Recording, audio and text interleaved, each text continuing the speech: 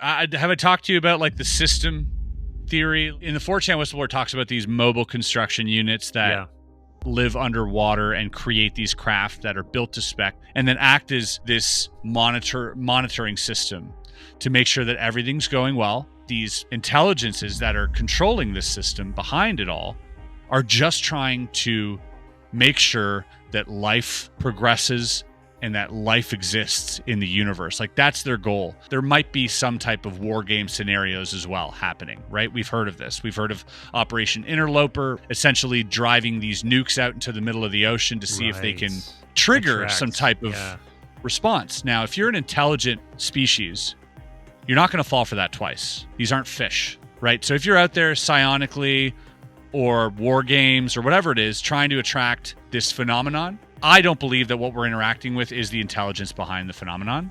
I think what we're triggering is some type of autoimmune response. What if the real alien presence, or more accurately, phenomenon, isn't just hovering in our skies, but concealed deep within our oceans, and deeper still, within the very fabric of human consciousness itself? From the tropes of lore to whistleblowers to the esoteric to some of the most brilliant thinkers in the space like Jacques Vallée and John Keel. This seems to be where the breadcrumbs lead, that we are indeed within some kind of concealed, highly advanced system.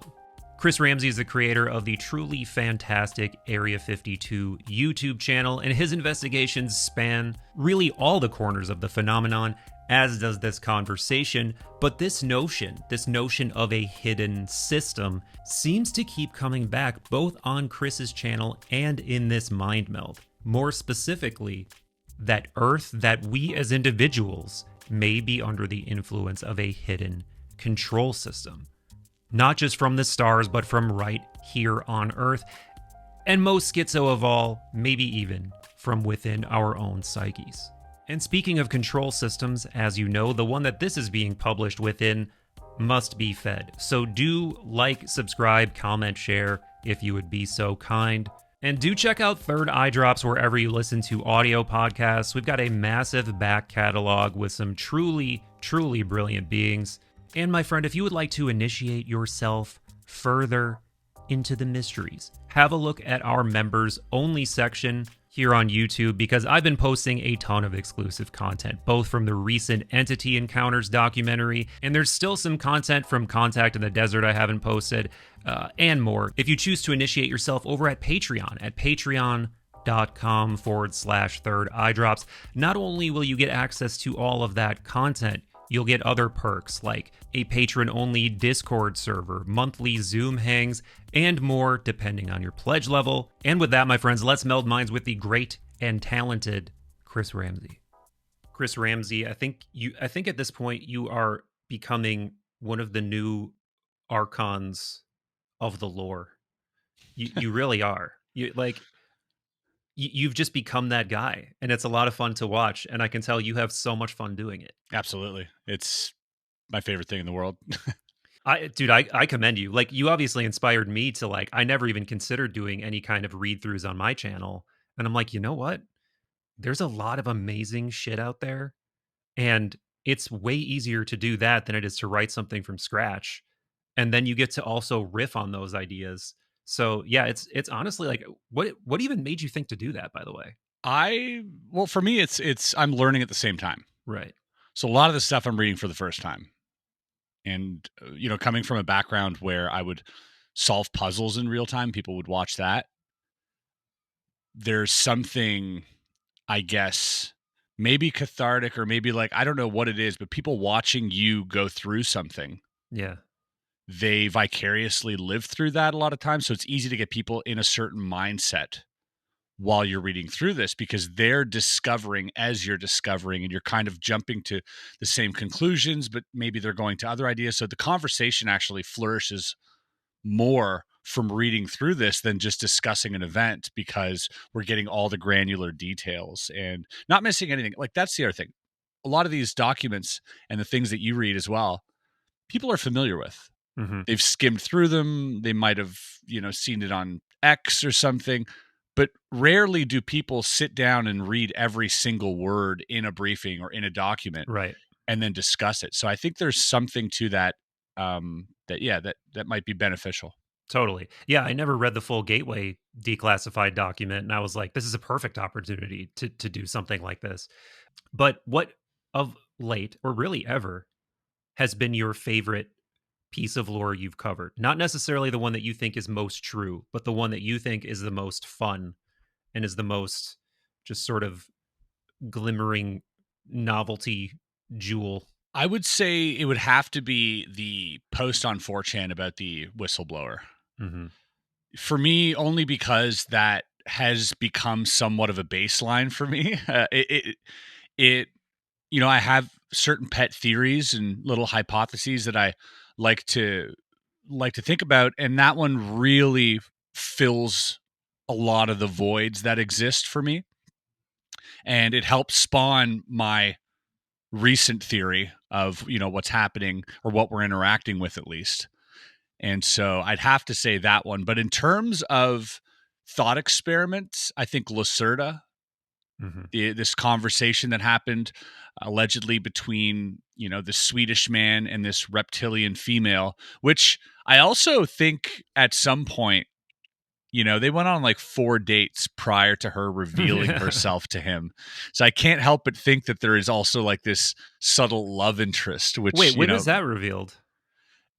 So at one point she starts talking about how they met and how she came about him, and he was in this cabin in this snowy part of Sweden, I think it was, and that was near one of the entrance or exit points from her underground facility that is guarded and shielded by this sort of telepathic projection, which is also cool. So it's not necessarily changing physics, it's changing how you perceive something. So this machine is directly interacting with your consciousness, making you think that it's not there. And so she comes out of this thing, this grotto, whatever, this advanced underground civilization, and sees this little, what I'd like to imagine, this little cabin with a smoky chimney and this beautiful little area. And she gets a sense that there's another human in there, that there's someone in there, right? Yeah. Telepathically. She gets curious because she'd read about the humans and studied them almost as we study other civilizations. In their school, they'd study us. And although it was forbidden to interact with us, it was just stronger than her. She felt compelled. She couldn't resist, and she knocked on the door and projected herself. And she's been practicing that, and she goes through that, how they practice to put on this sort of front, and spent time sort of picking his brain and just sort of like, hey, can I come in for a coffee? And they hit it off. And obviously you got to think of this guy's in a cabin alone in Sweden. He's thinking, first thing I would think, angel are you? I would be like, I would immediately, I don't think it would have went anywhere. Not that it seems like it went anywhere, because he did seem ignorant of the small vagina when she revealed it. So, I guess we should contextualize that. At one point, this Lacerta being goes through their anatomy and how they're born, and she goes into sort of like a weird amount of detail on that. Yeah. And how us humans, although intellectually inferior, might be well endowed compared to the reptilians. So we got that going for us. I was happy about that. Yeah, it's a fun, fascinating one. I've listened to 2 of them last night and this morning. So up to that point, it's pretty fresh on my mind. And there's some specifics in that story that I think are fun, that I think we could riff on a bit. One thing I was really wishing they would talk about, this topic of, you've already kind of alluded to that they're more advanced in some ways. And it seems like one of those ways is technology. Another one of those ways is consciousness. And so far as I've gotten, they haven't like really talked about what the supposed overlaps there could be. Like, is consciousness related to their technological advancement, or do they just have these telepathic abilities? Plus, they've also, gotten further in their technological development than we have. That's a question in and of itself. So do they ever go there? They talk about, like, she mentions a few times how although they are telepathic, they have this telepathic connection with the mother when they're born. and that is sort of nurtured and encouraged throughout their childhood. She also alludes to the fact that we have this as well, but it's been sort of dampened and suppressed, whereas they encourage it in their teachings. And so it actually helps it, become more fruitful as they grow older. But she makes a very important statement by saying there are other beings, some maybe more malicious and some others that are maybe more neutral, that have far superior telepathic ability. Yeah. And the ones that have the most telepathic ability seem to be these planeswalkers, because there is this really dense talk about dimensionality and how it's almost like bubbles, like you can travel through bubbles. But then there are these beings that can travel through planes, and the way that she describes like are above dimensions. Like there's so many dimensions in a plane, and then there's planes, and so it goes on and on. But yeah, she does say that although they have telepathic abilities, and that we were genetically modified at some point because of this, these, I think, early monkeys or whatever were taken from the earth, or early primates or whatever it was, and taken away, genetically altered, and then we were put here. But we were put here with some type of switch in our minds. Yeah. And that every other intelligent species that interacts with us is aware of that switch and can use it to their advantage. So possibly give us screen memories or adjust, our senses.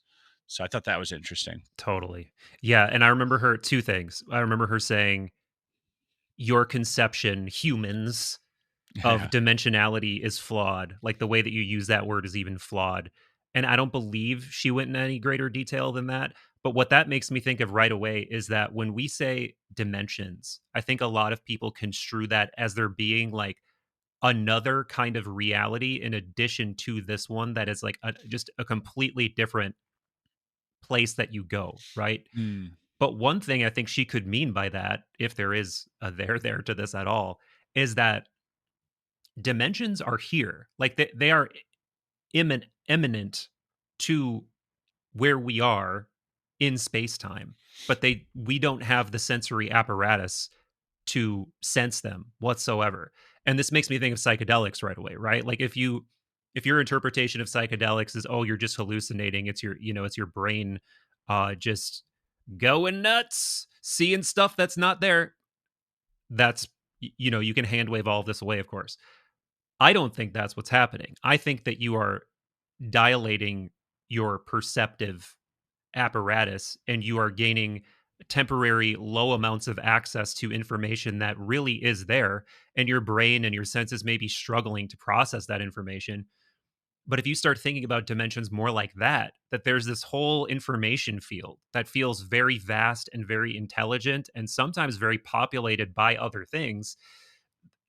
I mean, this is potentially massively schizo, but Hmm. I kind of think it's true, independent of this Yeah. Lacerta conversation completely.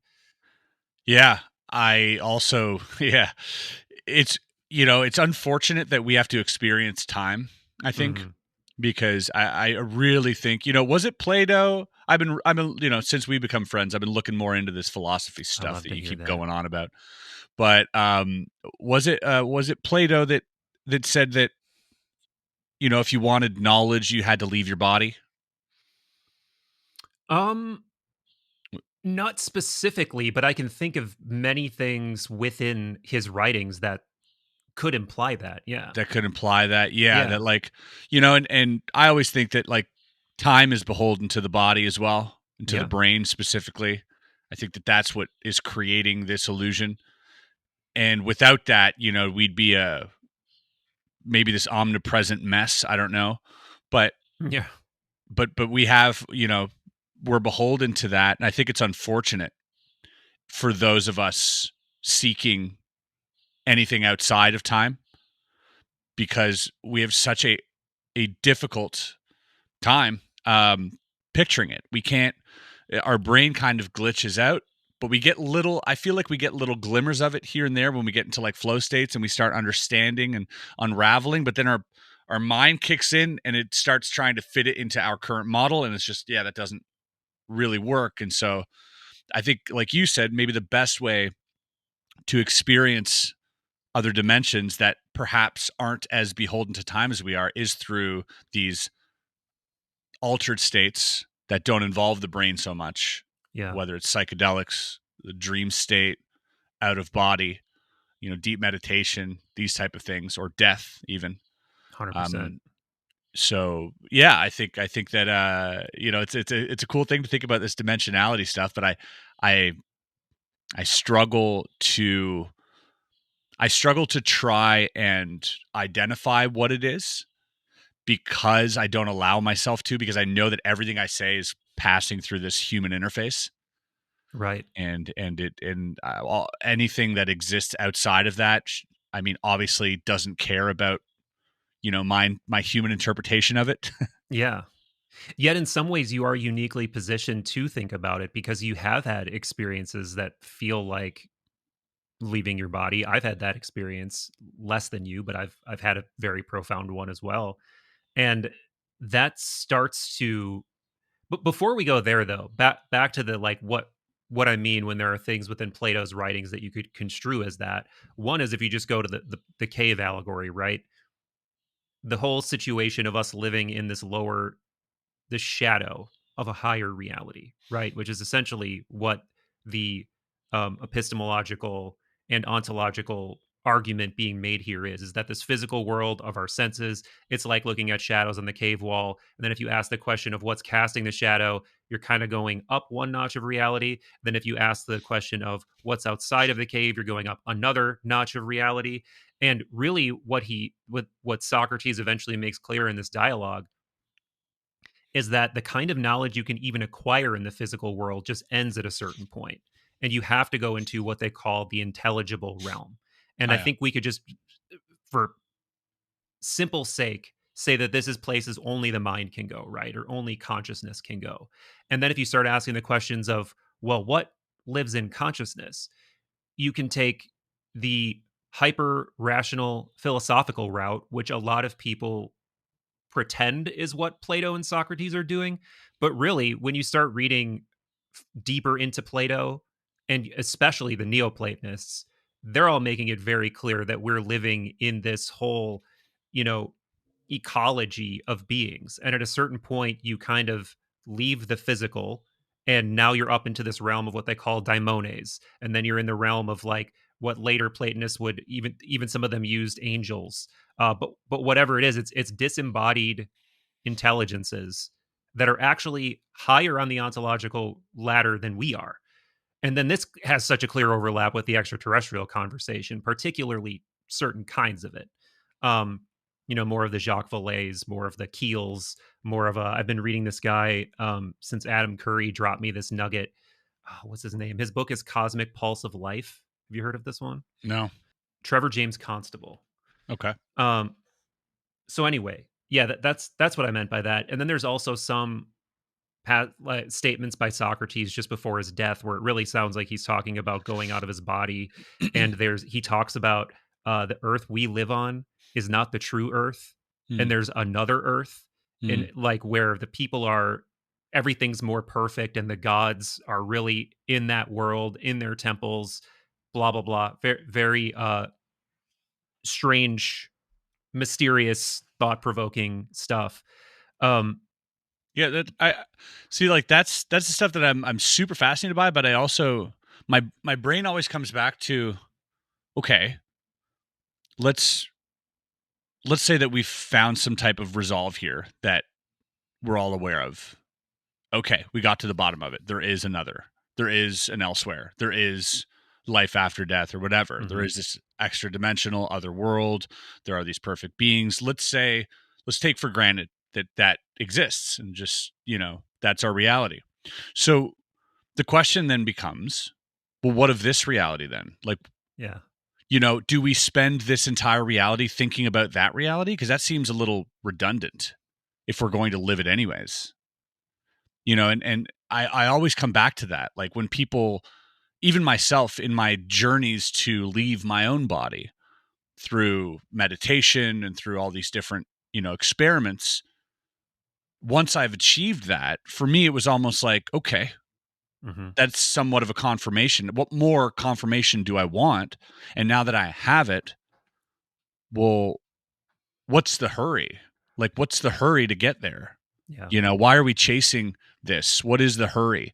If we gave up this timeless perfection, this utopian oasis of existence for this, harsh physical reality, what was the point of that, right? Yeah. There has to be something incredibly special about this, incredibly, fragile and ephemeral lifetime. What's so special about this, and why are we so concerned with that? That doesn't make sense to me. Like, why would we be here just to think about that? Why is thinking about that the ultimate experience of being here? That makes no sense to me.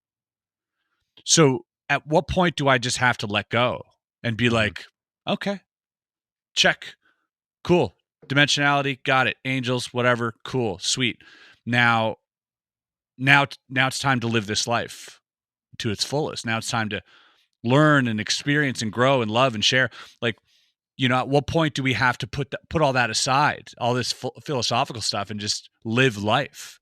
Like, does Socrates, did he not feel the need to just, I don't know, go hiking sometimes, or play kickball, or find love, or like, why put all the human things aside just because you're aware of this other thing? It seems like that's a little redundant to me. Yeah.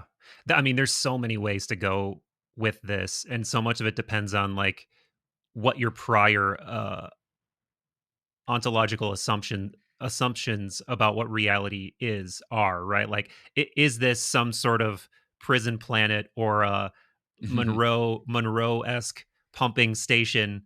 And sidebar, something about what Lacerta says really reminds me of that chapter 20 of Journeys Out of the Body that I did a read through for, which is he does this whole thought experiment, if you recall, where he talks about what Earth is, he talks about what humans are, and he talks about that psi is actually the word he uses, is sort of this part of consciousness that most other intelligent species figured out a long time ago, or they figured it out to a much deeper extent than we did here on Earth because of, I think he gives some sort of weird hypothesis about how the Earth is shielded and that blah, blah, blah. I don't know if that part makes a lot of sense, but the core idea is very interesting, which is that we do have this psi ability and we are living in this ecology of other beings.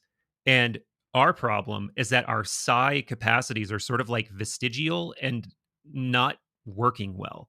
And that when these other beings do try to come communicate with us, we don't understand, or we get overwhelmed, or we think they're God, or we think they're demons, or something like that. And that reminded me of what Lacerta said, in that we, as the humans, are like we do have these capacities sort of latent, but we don't control them well. And they can sort of just glamour us, mesmerize us, manipulate us with their consciousness. And then there's other beings even above them that can do it even better than they can. And I thought that was one of those fun pieces of lore matching between those two things. Yeah, I find that as well in the Alien interview with by Lawrence R. Spencer. He put out this book. Allegedly, this nurse named Matilda McElroy was present during the Roswell crash. There was a survivor, and she had some type of telepathic communication with this alien named Errol, and it goes pretty deep. This thing lived for 6 weeks and communicated only with her, and it got into really, really deep territory of philosophy, of who they are, of how, again, this is a prison planet, like this whole idea, and that it gets pretty dark, like that. Even like when you go towards the light when you die, that's an illusion cast by them, to just sort of recycle you into this prison planet. But even to that, I find myself going, well, if this is hell, it's not that bad. Like, you know what I mean? If I can be happy in hell, I can be happy anywhere. Like, if this is the lowest of the low, I mean, life's pretty good. And so, yeah, I all of these like greater thought experiments of like, what is this and who is in charge and where does it all lead? it always, for me, always comes back to, well, why am I here? Like, what's the point of this then? This is Yeah. it's so out of the ordinary. If the ordinary is eternal and, non-physical, and this seems like the anomalous incarnation. Like, this is an anomaly compared to eternity, right? Yes. This ephemeral physical existence that's tough and hard to endure. Like, this this seems like this sort of Sisyphus task or something. I don't know what it is. And I'd have to think that at the end of all that, that this has some meaning, because otherwise, what the heck, man? Yeah. Like, Right. if we are choosing to incarnate or being forced to incarnate or whatever that may be, like, it it doesn't make sense other than there has to be a reason. Yeah. Because other than that, if it's just random, it feels really strange. Totally. And what's so vexing about it is it leaves what your actual agency is in this whole thing up in the air. Like if you're on a prison planet ruled by Gnostic archons and some evil god or evil aliens that are harvesting you for your energy, your agency is basically nil, right? Unless there's some, I mean, I'm sure there's many new age movements and cults that purport to be like, here's how you get out of the matrix, here's how you Sure. get out of the whatever. But this is why I like this sort of Platonic proposition where there are a lot of elements of this that are the same. You do reincarnate, you do live in a lower shadow of reality, but it's not pointless. Your physical body is a thing that your soul is doing. And it's Mhm. not as simple as like the new age version of I chose everything, but it's pretty similar to the journey of souls thing, man, where Yeah. it's like you don't have absolute free will, but your soul is on some kind of journey. Even though your soul in and of itself is this immortal, uncorruptible thing, it still is going through these iterative processes. And given depending what it does in each life and how it lives each life, it's given kind of a new set of options to explore for the next life. And then this goes all over the place in terms of like the metaphysical possibilities, and I won't even go there. But I much prefer, if you're gonna, at the end of the day, you're choosing an idea, right, that you think is kind of plausible given all the preponderance of evidence. And one, I think all the best thinkers and philosophers were in this tradition. And two, I just like it a lot more than this idea that I'm stuck on some fucking prison planet and I can't get out of it. And it's, the moon is some kind of like soul recycler where there's some kind of cosmic vampiric alien situation happening. Um, I would much rather think that the physical body is a synthema or symbol of the soul. The soul is, of course, not physical, but it is choosing to, or some natural process is occurring by which it gives birth to this physical symbol of itself in our time. And Chris, I honestly think you're doing exactly what you're supposed to be doing. If I just had to prognosticate in this life, because I think one of the best maps for this is Jung's individuation. And Jung's individuation is essentially saying you have this unique potential when you come to this planet, when you're born in this body. All of civilization is basically going to try to naturally, not because it's evil, it's going to try to naturally divert you away from that uniqueness because you're going to want to do what's easy. You're going to want to do what your family wants you to do. You're going to want to do what makes you the most money. But what you really need to do is what you can uniquely do. And that's what Jung would say nature wants you to do. And you are being the most Chris I think a Chris could be because you're doing something so fucking unique, dude, with your creativity. Like you are using your creative spark in a totally unique way that's inspiring people, that's bringing them joy, that's bringing them wonder. And I think that's it, man. What else could there be? Yeah. Thank you. And I think about that a lot. I think about, is this it? Is that it? And I'm never resigned. I know enough now to not resign myself to like one category or one thing, right? And I know that things change and and there's lessons that I still have to learn, many, many lessons, just like everyone else. And, when things get too easy is when we tend to get that itch and want Mhm. to, all right, what's the next lesson? How can I push this even further? How can I, and yeah, these are cool things to definitely think about. One thought that I've had recently, and this is this is a bit of a thought experiment, but and this probably exists out there in the realm of theories, but we talked before about how during magic performances Yeah. things tend to like work out, like you tap into this almost psychic environment. I don't even know how we get there, but it seems like the ingredients involved are always like flow state, um, stress, like something's on the line type deal, and misplaced or stupid confidence, Yeah. like unabashed confidence, like no reason for you being that confident. And when those three things exist, things tend to work out. They just tend to work out. And you can't think about it. If you think about all these things, like, oh, these three ingredients, like it won't work out. It's just kind Mhm. of natural. It happens. There's a knowing, and you kind of just go with it, and you lead with it, and it happens and it works out. And these miracles, these micro miracles tend to manifest. And then, I'm always thinking, okay, what's happening here? Am I attracting these things? Is it precognitive, or am I creating it? And most I'm leaning towards the latter Hmm. more and more, in that, did you watch Black Mirror? Yeah. Do you remember that episode where the latest season where she has a necklace and she creates Yes. the Mandela effect for this other Yeah. person? Okay, so for context, in this episode, this girl thinks she's going crazy and thinks she's being gaslit because everything that she thinks happened, everyone knows to not be true. And she's like, no, I had that email. I read it this morning. And no, it never existed.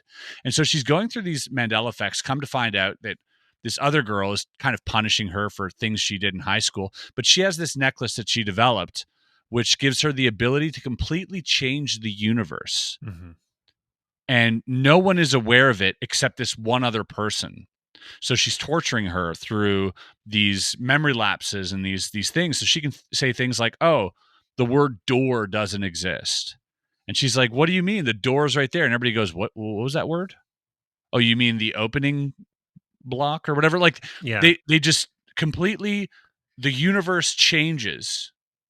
And now you might see that as her stepping into a parallel universe where the word door just never came up. Or what I think could be happening is we're changing the universe through our own perception of it. We're literally changing. So, you know, I don't know. I Yeah. don't know why I was going here, but this just popped into my mind. I felt like the need to talk about it. But during these magic performances, I started wondering, like, what if, like a coincidence happens and this person's birthday happened to be this person's passcode to their phone? What if I made that happen?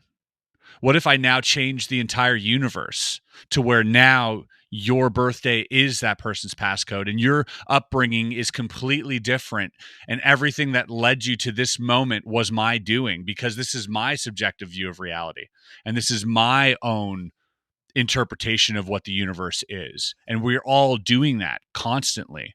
Every moment of every time, we're constantly shifting it around. But some of us are starting to become aware that we can do this. And coincidences start happening more, and we start feeling luckier, and we start noticing synchronicities. Like, what if we're actually the ones affecting the universe constantly? And we don't have a consensus view of reality. That doesn't exist.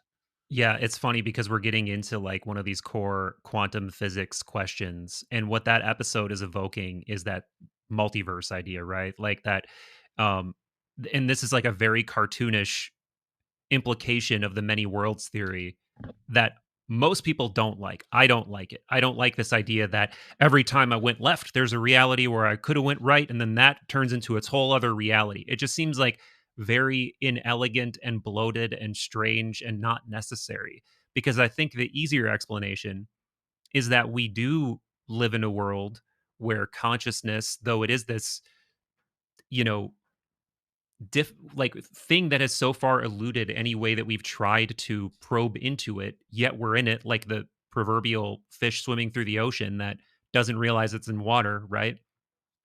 I think that's the much easier explanation, is that there are these faculties. There is this whole realm of what we would call psi, or panpsychism, cosmic consciousness, idealism, what some version of that, where we don't really understand it and what our relationship to it is, but we can get ourselves into situations where we feel it becoming more malleable, and we feel ourselves like reaching the little proboscis of our causative abilities in there, or we gain some limited access to it or something.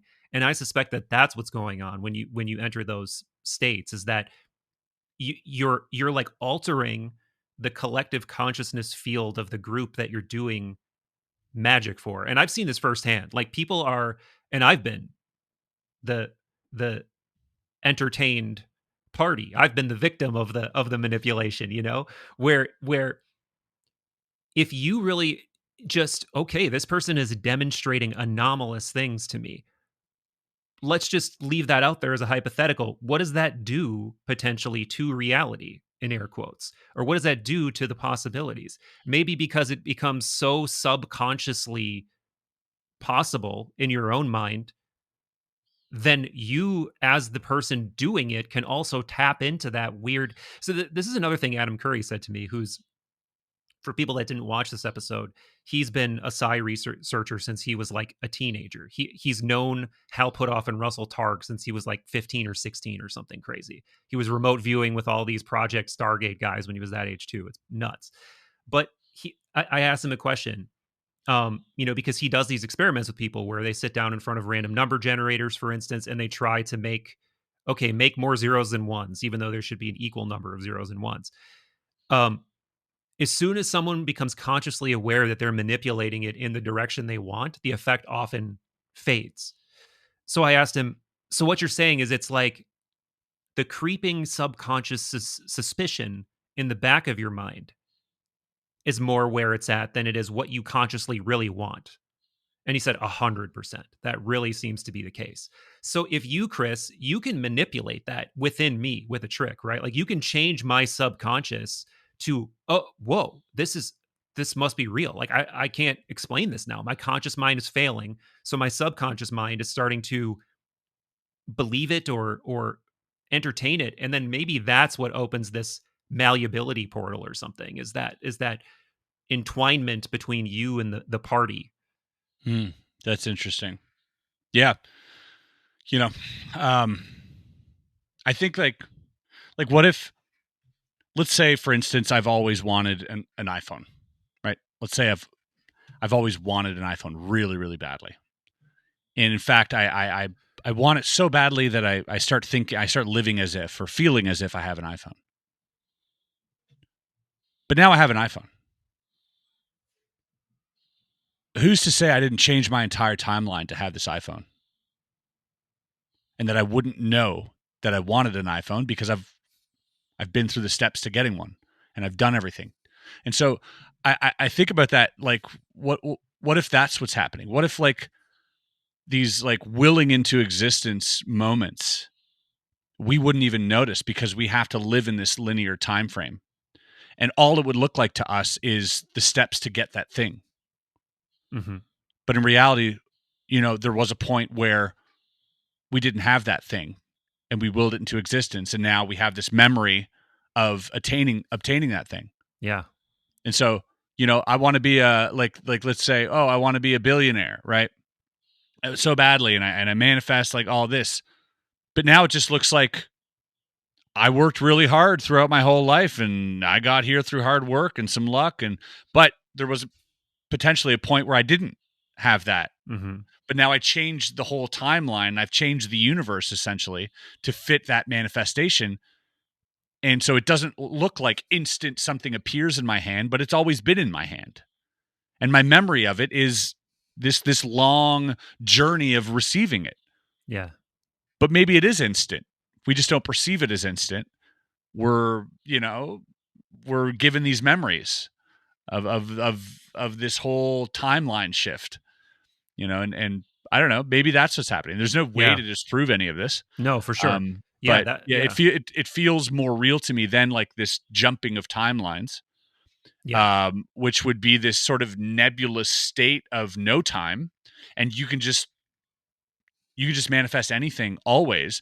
It'll, to us perceptually, feel like time went on and we achieved these things, but maybe we didn't. Maybe we just manifested them into existence and we are controlling our reality 100%.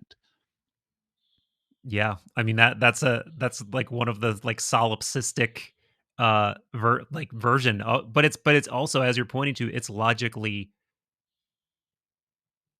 not falsifiable, right? Because Yeah. it's for so many reasons. It's the problem of other minds. Like you could be controlling this entire reality and I might not be a real person and vice versa. Yep. That's like that's what I mean by like it's the solipsistic version of it. But that's why the problem of other minds is a thing, because I can't Yeah. even prove that I'm not the only conscious being. I just assume that I am based on all the evidence, just Yeah, one of many. we have to put a number on it as Yeah. well. Like, Yeah. because we're beholden to space and time because of these physical bodies, Yeah. we have to say things like infinite, Hmm. which if it is infinite, then there might as well not be a word for it because Right. it doesn't matter. And but we have to put labels on it like a multi-dimensional, or like all these other, or time, or like, moments in the present have no time. Moments in the present don't last for any amount of time. They are Yeah. zero time, right? Every moment is an exact amount of time is zero. How is that possible? How is it possible that we're living in a timelessness, but we count on time for everything, but Hmm. also present can't be measured. Like, we're constantly living in zero time, and yet we find the need to like measure it all the time. It's like none of that Yeah. exists. It's just kind of Yeah. strange how we perceive it, and yet we live it totally differently. Yeah, physical reality imposes time upon our experience because we're within cycles, within microcycles of our own cells dividing, the cosmic cycles of the Earth going around the sun, et cetera, et cetera, et cetera. But yeah, from there is that like timeless nucleus of conscious perception that is always just witnessing. And Yeah. yeah, I think Like, that how long is the present? yeah, and I think, and I would argue that I think that that is probably the most real thing. That consciousness, that very core, strip. And when I say this, I know full well that it can't be done, or maybe by like the most enlightened, non-dual samadhi inhabiting yogis, maybe. But strip that point of awareness down to its bareness, no concepts, no understanding of what you are, who you are, what anything is. I think that's what probably reality is. I think that's Hmm. probably what the one is. In some sense, God, but it's also not this omnipresent God. It's like the origin kind of Hmm. God. And even this concept of the one, Yeah. that's a number. It's a number, but I think, but it's more than that. It symbolizes this notion of This like, unity of yeah, everything. yeah, yeah, yeah, yeah. But Um, yeah, but I mean, outside of everything, what is there? Like, I mean, I don't know. Every time we try to conceptualize these thoughts and try to get deeper, deeper, I'm always, my brain glitches and is like, yeah, yeah. these are all human concepts. Like, it's almost ridiculous Well, that we that's can't what's think about it. fun. That's what's Yeah. fun is like is I think that the human mind is definitely limited, but I Mm, also think it can bump right up against the mystery, and right. you can trick it momentarily into going beyond the border.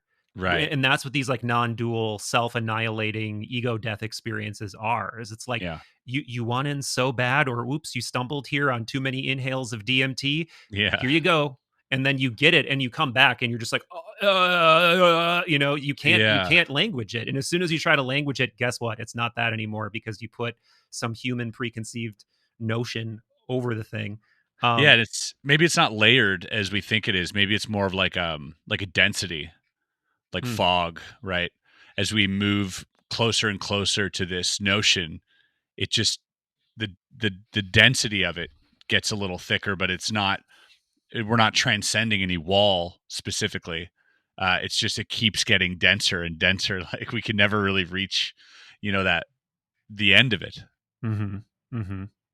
Well, Lorepod has meandered into I metaphysical know. wankery pod, which I'm believe me, I sorry. love. Believe me, Okay. I love. Um, You're the one. You're one of the people in my life that I can like for sure, man. I love not it. sound insane talking to. So Yeah, no, I dude. appreciate it. I would be happy to talk in this direction with you as long as you want. But I also know you're into the lore. People are into the Mhm. lore. Um, I'm happy to split the difference wherever this may go. But Yeah, let's go back. Let's go back down to 3D reality. one other, yeah, let's 3D potential, very likely Delulu, other kinds of Delulu. Um, one of the things I wanted to bring up too from this perspective is that when this Lacerta being is talking about our limited concepts of dimensions, and then she starts talking about interstellar types of travel. I wrote this down, and I don't know if I wrote down enough to connect all the dots here, but I mentioned, wishing they would talk more about the relationship between consciousness and technology, because one of the thoughts I had immediately is that I think one of the things that hampers us from actually traversing vast distances of space is time, like we've been talking about, is our perception of self, and obviously our current technological limitations. But those technological limitations are downstream of our concept of self, right? So if we conceive of ourselves as a physical being that needs to go from here to here, there's only so many ways you can do that. And the main thing we think of is I go faster and I go faster and I go faster. And then you hit a limit of how fast you can go. But what if you have a concept of self that or you assume even from your postulates about reality, that okay, there's a dimension of myself, of my consciousness that's already not physical. So, what if instead of needing to move my physical body from point A to point B, all I need to do is move my consciousness from point A to point B? And that opens up this whole other realm of possibilities of how you could travel. Mm. And I think right away you're probably thinking, oh, remote viewing. But to get even crazier, there's this absolutely brilliant philosopher of consciousness, and also the guy, by the way, who invented the microprocessor in the 70s for Intel. His name's Federico Fagin. He's in his 80s, still totally lucid and brilliant guy. But he wrote this book called Irreducible, and he's positing something very similar, where the true self and consciousness exist in a quantum field, basically, not local. But we do have a body, but our consciousness resides in this field. What if long distance travel then looks like somehow disintegrating back into the field and then just re-emerging in a different part of the field somehow? Like Mhm. that sounds insane and implies a million questions that we don't have the ability to answer technologically right now. But again, if we assume that some of these beings have more advanced consciousness capabilities than we do, one, that explains long distance travel. Two, it also explains some of the very anomalous ways in which UAPs or and even beings in some cases are purported to behave, like being there then not being there, being at sea Mhm. level then being at 40,000 feet or whatever. If your sense of self is situated in a potential or a field or some other dimension, that suddenly doesn't sound nearly as impossible. Yeah, or bilocating, Yeah. existing at two places at the exact same time.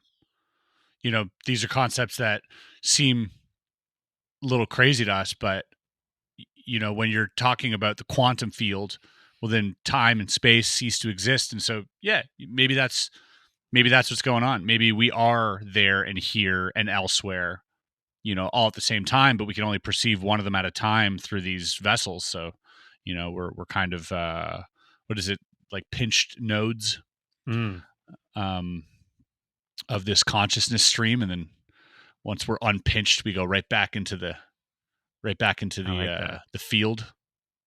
And who's pinching? Is it maybe we're self pinching? Yeah, Some, yeah. are we pinched from within or pinched from without? Yeah, Where'd you get that from? I've never heard that. Pinch notes. I think that's in Stalking the Wild Pendulum. Oh, cool. Okay. Um and yeah, this idea as well of these beings, the more you read into them and the more you talk to experiencers specifically, they refer to them as drone like, Hmm. robotic like especially the smaller gray ones. And even Errol, this being that was allegedly, recovered from the 47 crash in Roswell, described its own body as like the body of a doll. It was inorganic. And they can choose to just kind of be in this ephemeral body, but they've learned to also leave it at will.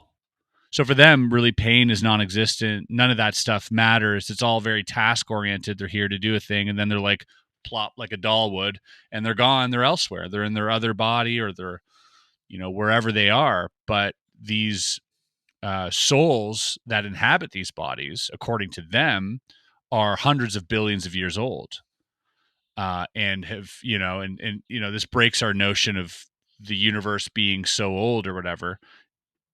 In those conversations, this being was saying, no, the universe is like observably, according to them, 80 trillion years old or something. Like it's much, much older than we have a concept for. And that they've been around for like 40% of that time or whatever.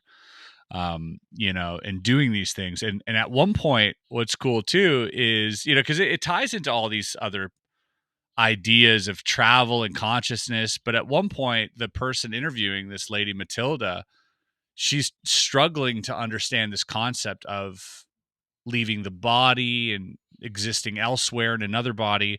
And the little being, Errol, who sat, by the way, on a flowery little recliner that they found because they went to a vintage store. They needed something. It was all like done in a hurry. And so I just imagine this little Dude. being sat upright in this little flowery recliner answering questions in their little blue suit. And um it immediately said something to Matilda akin to um observe from above. And all of a sudden Mm. Matilda was shot out of her body and looking at the interrogation room from above, which then completely shifted her paradigm and her understanding of who she was.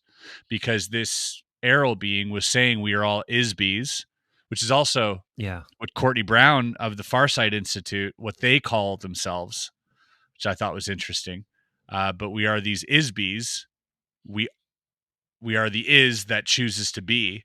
That's why we incarnate, and we're in these bodies. And now she all of a sudden has to come to terms with this new reality. She was probably raised Christian and had all these preconceived notions of what the soul is. But now it's become clear to her, and now she has no choice but to actually live as though that's a reality, because to her it is now.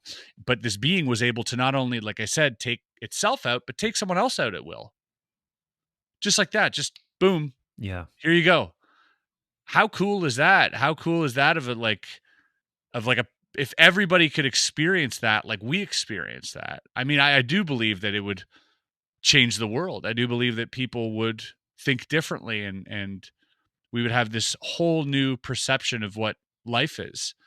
And then you hear about these abduction encounters as well, these modern abduction encounters where people are taken out of their bedroom Yes. and floated through their walls Yep.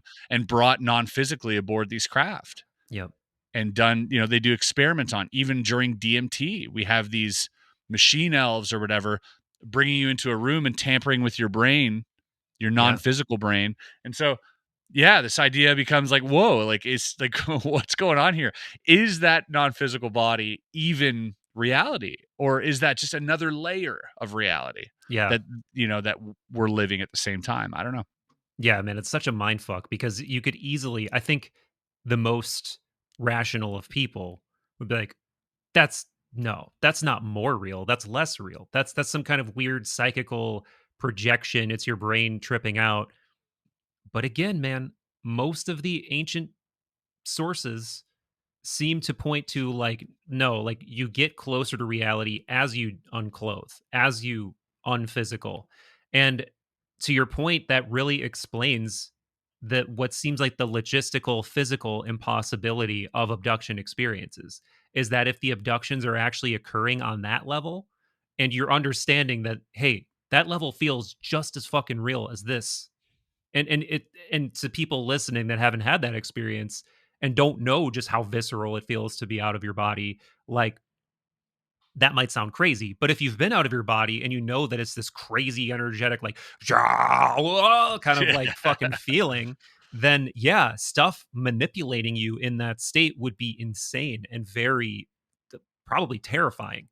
um Memorable and wild at a minimum. But yeah, man, I think that that could be a piece of this. That a lot of this stuff is happening on not a less real plane, but a less physical plane. And then, that brings to mind the containers sort of expression that Bob Lazar, Oh speaks yeah, about when he read those blue documents. He said that they referred to us as containers, as humans, as containers. Like, and that never sat well with me, obviously, because we're reduced to like these this object. But at the same time, I asked myself, well, why not you? Why are you not a container? hmm Is that what makes us special? That you are some soulless container and that we are a soul filled container? Like, this life essence that we have somehow is more valuable than the one they have. yeah. For some reason, you've been focus hunting the last couple minute or two. Like you just keep going. Like your camera is like Oh, going in and out for some reason. Like it I was. thought you meant conversationally. Oh no no no. I Yeah, was like, yeah, I know, I'm bro, getting hung up on this. you're really focused on it, bro. I know, I'm really getting obsessed with this like Um, soul container idea here, but no, I mean, it's obviously very compelling, and then it implies the question of, okay, so let's just say one of the possibilities there is they have some higher perspective, right? That's either a collective. Oh, and this reminds me of another thing Lacerta said that we're all something about that humans all have like one consciousness or we have one. That really got me thinking because you could think of that in several different ways. Like, does that mean that there's one shared thing between all of our consciousness? Does it mean our concepts? So let me back up here because I didn't really fully explain this. In the Lacerta document, there's a point where they're talking about um these beings, these lizard beings' abilities to manipulate us with their this is one of those moments in the conversation where I just catch myself. I'm like, what in go the on. fuck am I saying right now? please, So please proceed. yeah, I'm listening. yeah, the lizard beings are they're essentially hypnotizing us so that we don't see that they're lizards. We just Uh-huh. see them as people. And she makes this comment offhand, kind of like, you humans all have one consciousness, like we can just manipulate it all at the same time. And she doesn't really go into further detail, at least at that point. But if you think about that, what that could mean is that one possibility is that we all have one field, like there's a unique field of human consciousness. Another possibility would be we're all pulling from this same kind of palette of archetypes, right? Like all of human consciousness works on this palette of archetypes. And if it knows how to manipulate that, boom, that's it. That's all it needs to Mm, do. Um, but yeah, that's interesting in and of itself. But back to the points of consciousness above the container or something like that. Maybe it's the case that we are containers and they're containers too, but they're just aware of the fact that they're containers so that they have this other perspective where, yeah, that's not really what's real. What's real is this consciousness that goes into the container. And because it would really make physical reality a lot less, the stakes would be much lower, right? If we could just switch perspectives like that at will, yeah. we would totally. And you even saw this happening with people like Bob Monroe, right? Like, you're more than your physical body. That is the only core piece of dogma within his whole system. Like, he has all of Hmm. these adventures and stories and things that he says is going on. But when you go there and you do a retreat, lots of ideas are thrown around. Not all Yeah. ideas that I agree with, or even, want to be true in some cases. But the only thing they really try to impress upon you is that you're more than your physical body. And if you come to know that, not just intellectually like it or, suspect it or like, yeah, maybe I think that could be true. But if you really come to know that, that really changes your relationship with physical life then. Yes. Yeah. Yes, it absolutely does. And yeah, it's caused a question. It always, for me, when it comes to abduction stuff, when it comes to alien stuff and this like reptile stuff, I always tend to think like, you have to think, what's so special about us? What is it, right? And I don't want to delude myself into thinking that, oh, we are so special, because maybe we're not, and I'm okay with that too. I'm okay with me being as special as everything else. Like there's no shame in that. I think that's a perfectly fine thought to have, but there seems to be at least interaction happening here by things that are way more advanced. So either it's like if we're observing like an ant farm, but even an ant farm, there are things that they can teach us. We look at the structures. We look at their hive mind. We look at how they treat their queen. We look at the different jobs they have and how they communicate among distances and how they work together to create bridges and tunnels. And there's so many things. There's so much things we can learn by ants, although we can still control them and stick them inside of a container. We still have much, much to learn from ants. And ants behaviorally can teach us so many things on how to improve our own society, right? So, to that extent, I would say there is something special about us, although we are less advanced, or we are not as immortal, or whatever that is, or our technology is crap. But there is something, I think, worthwhile in being human uniquely, and I always try to figure out what that is, whether, reading Dr. Michael Newton's work and through the journey of the soul, is it just mining experience to feed consciousness, or, is it something more? Does it have to do with love? When you look at these beings and these encounters as well, there's something else you'll notice is that their emotional range is capped. They don't get angry and they don't fall in love. There's a semblance of annoyance at worst and contentment at best, but they don't go beyond that. These extremes seem to be unique to us. And maybe therein lies some type of knowledge, or some type of thing that can be mined, or some type of thing that can be used, in a way to manipulate reality. We hear about inducing stress, like stress inoculation, in order to achieve these psychic, feats. But at the same time, we also hear about, the Chris Bledsoes of the world saying, if you just use what's in your heart and use love and intention, then these things will appear also.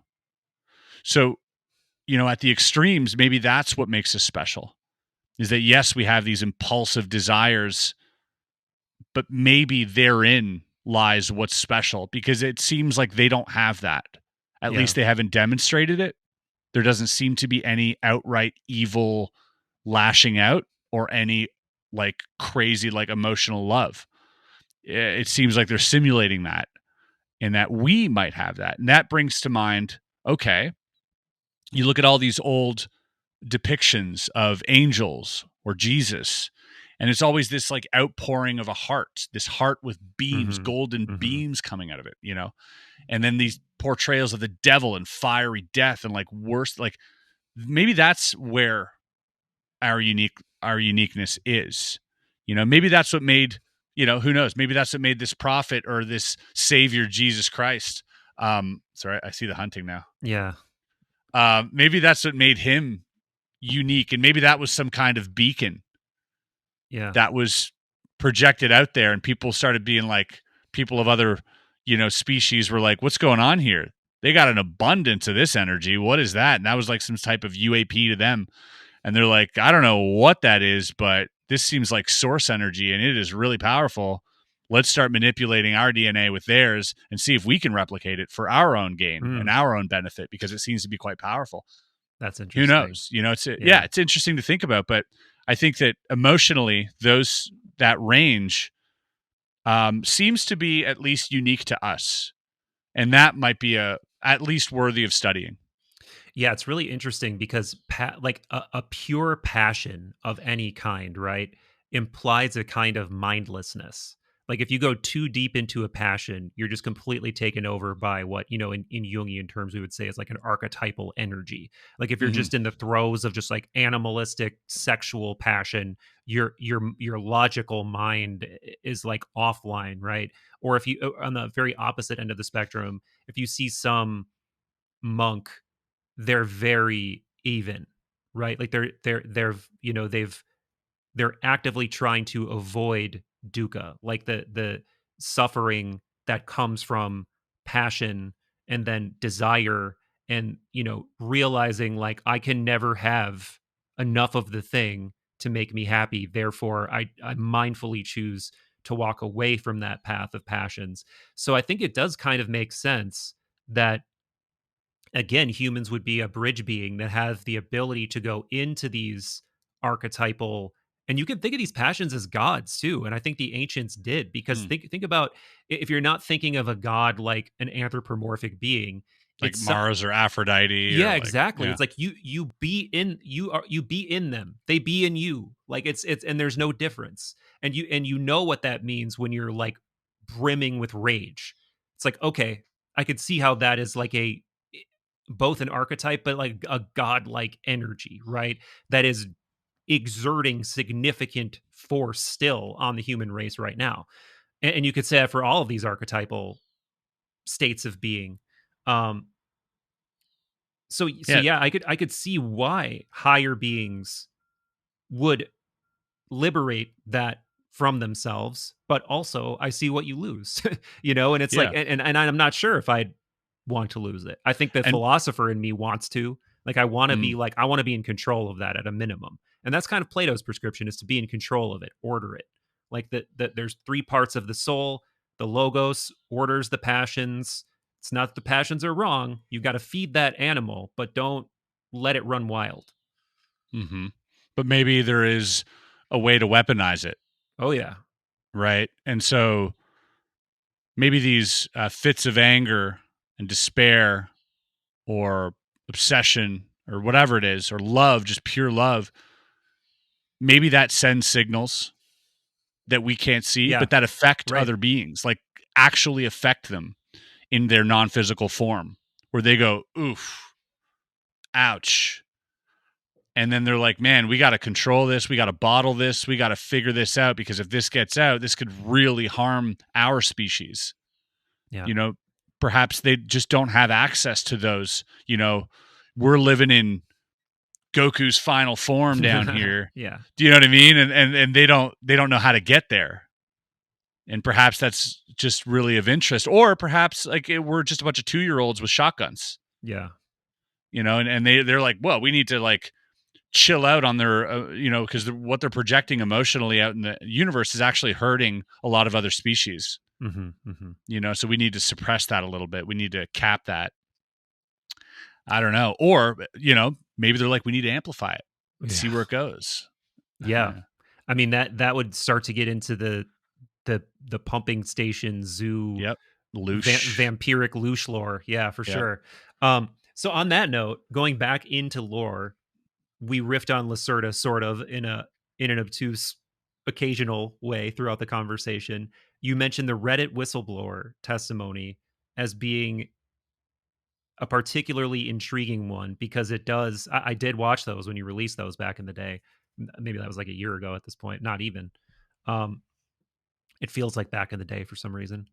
Um, so that's of interest for sure, and I think it would be fun to sort of recap some of those things. Mm-hmm. But generally, there's these things that you find spread throughout the lore that I think have a real possibility of being true, regardless of if the collective story milieu that they're in is true.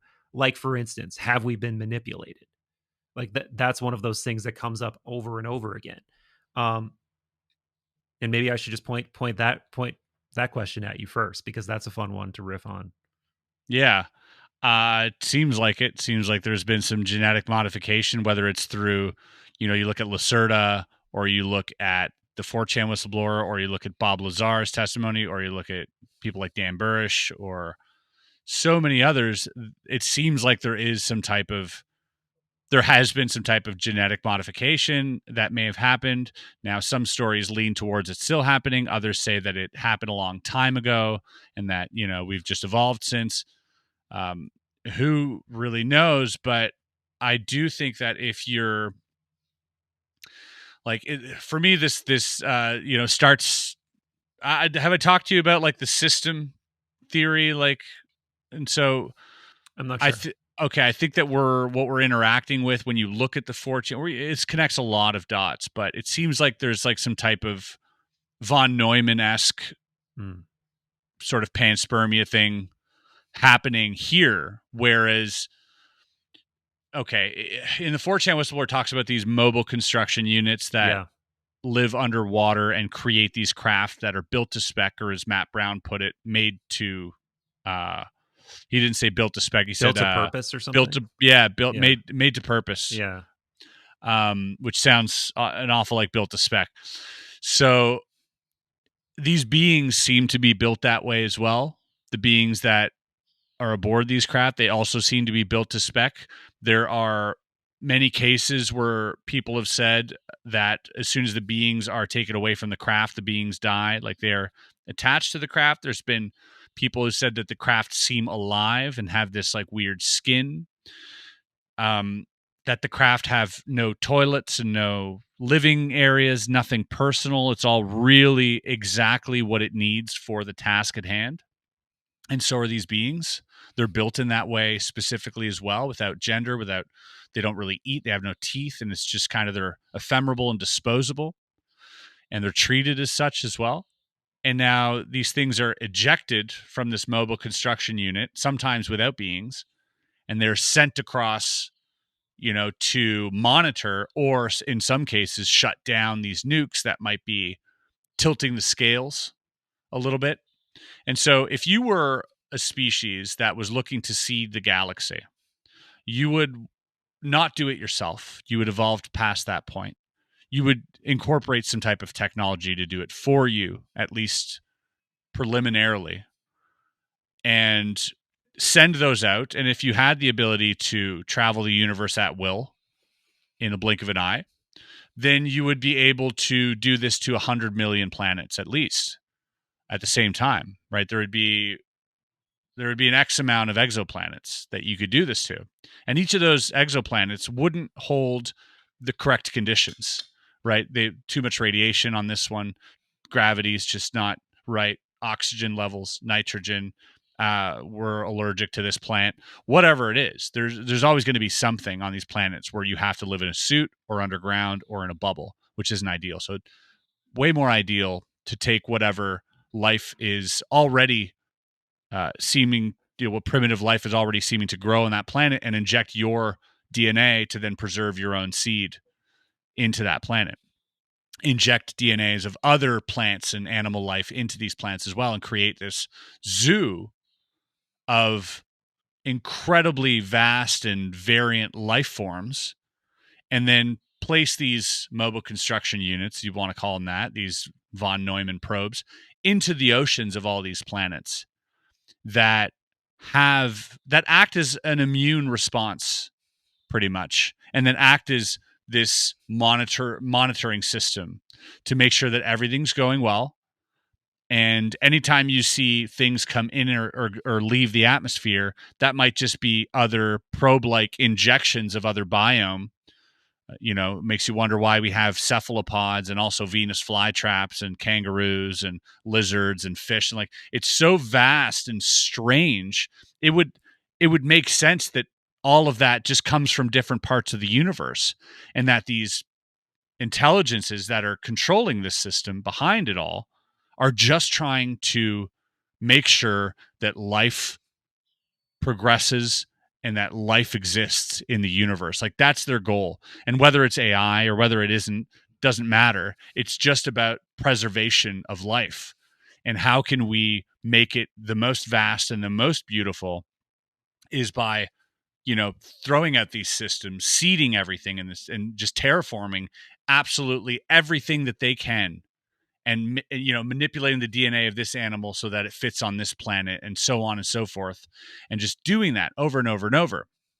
And then you have things like Skywatcher that pops up, Right. right? You have these psionic people that, let's be honest, there might be some type of war game scenarios as well happening, right? We've heard of this. We've heard of Operation Interloper with Lou Elizondo, which was declassified, but essentially driving these nukes out into the middle of the ocean to see if they can trigger some type of response. Now, if you're an intelligent species, you're not going to fall for that twice. These aren't fish, right? So if you're out there psionically or war games or whatever it is, trying to attract this phenomenon, I don't believe that what we're interacting with is the intelligence behind the phenomenon. I think what we're triggering is some type of autoimmune response, some type of system, because that would make sense that you could do it over and over. Yeah. And that we found a way to do that, either through psionics, through love projecting out there and attracting these orbs, or through intense, warlike scenarios, or even war itself. We hear about a lot of, the Foo Fighter stuff, the Iraq stuff, and the nuclear meltdowns. And then you have the beings on board, right, which are ephemeral, and they're the ones doing the abductions. What do? It's all very procedural, and all is the same. If you look at John Mack, you look at David Jacobs, you look at Bud Hopkins, it's always they take you, they perform a procedure that has to do with genetics, they give you a tour of the ship, show you beautiful things. Sometimes you get to bang a hot hybrid. That's right. And then other times, and then at the end of it, they show you the most terrible things. They show you the Holocaust. They show you like the terrible, nuclear wars and famine and starvation, and say, that's what's going to happen if you don't smarten up, right? Random stranger that lives in North Dakota or whatever, right? If you don't smarten up, the world's going to die. And you're like, oh my God. And then surely they know that saying that to us doesn't change anything. Surely they figured that out by now, that by showing yourself to a bunch of children in Rua, Zimbabwe, and telling them the world's going to end if they don't stop with this technology stuff. And then all that happens is these children grow up and they speak at UFO conventions or lose their minds. Yeah. Right? Surely they understand that that's not working, right? So why continue to do it? I think it's just part of the system. I think, again, this is all just system talk.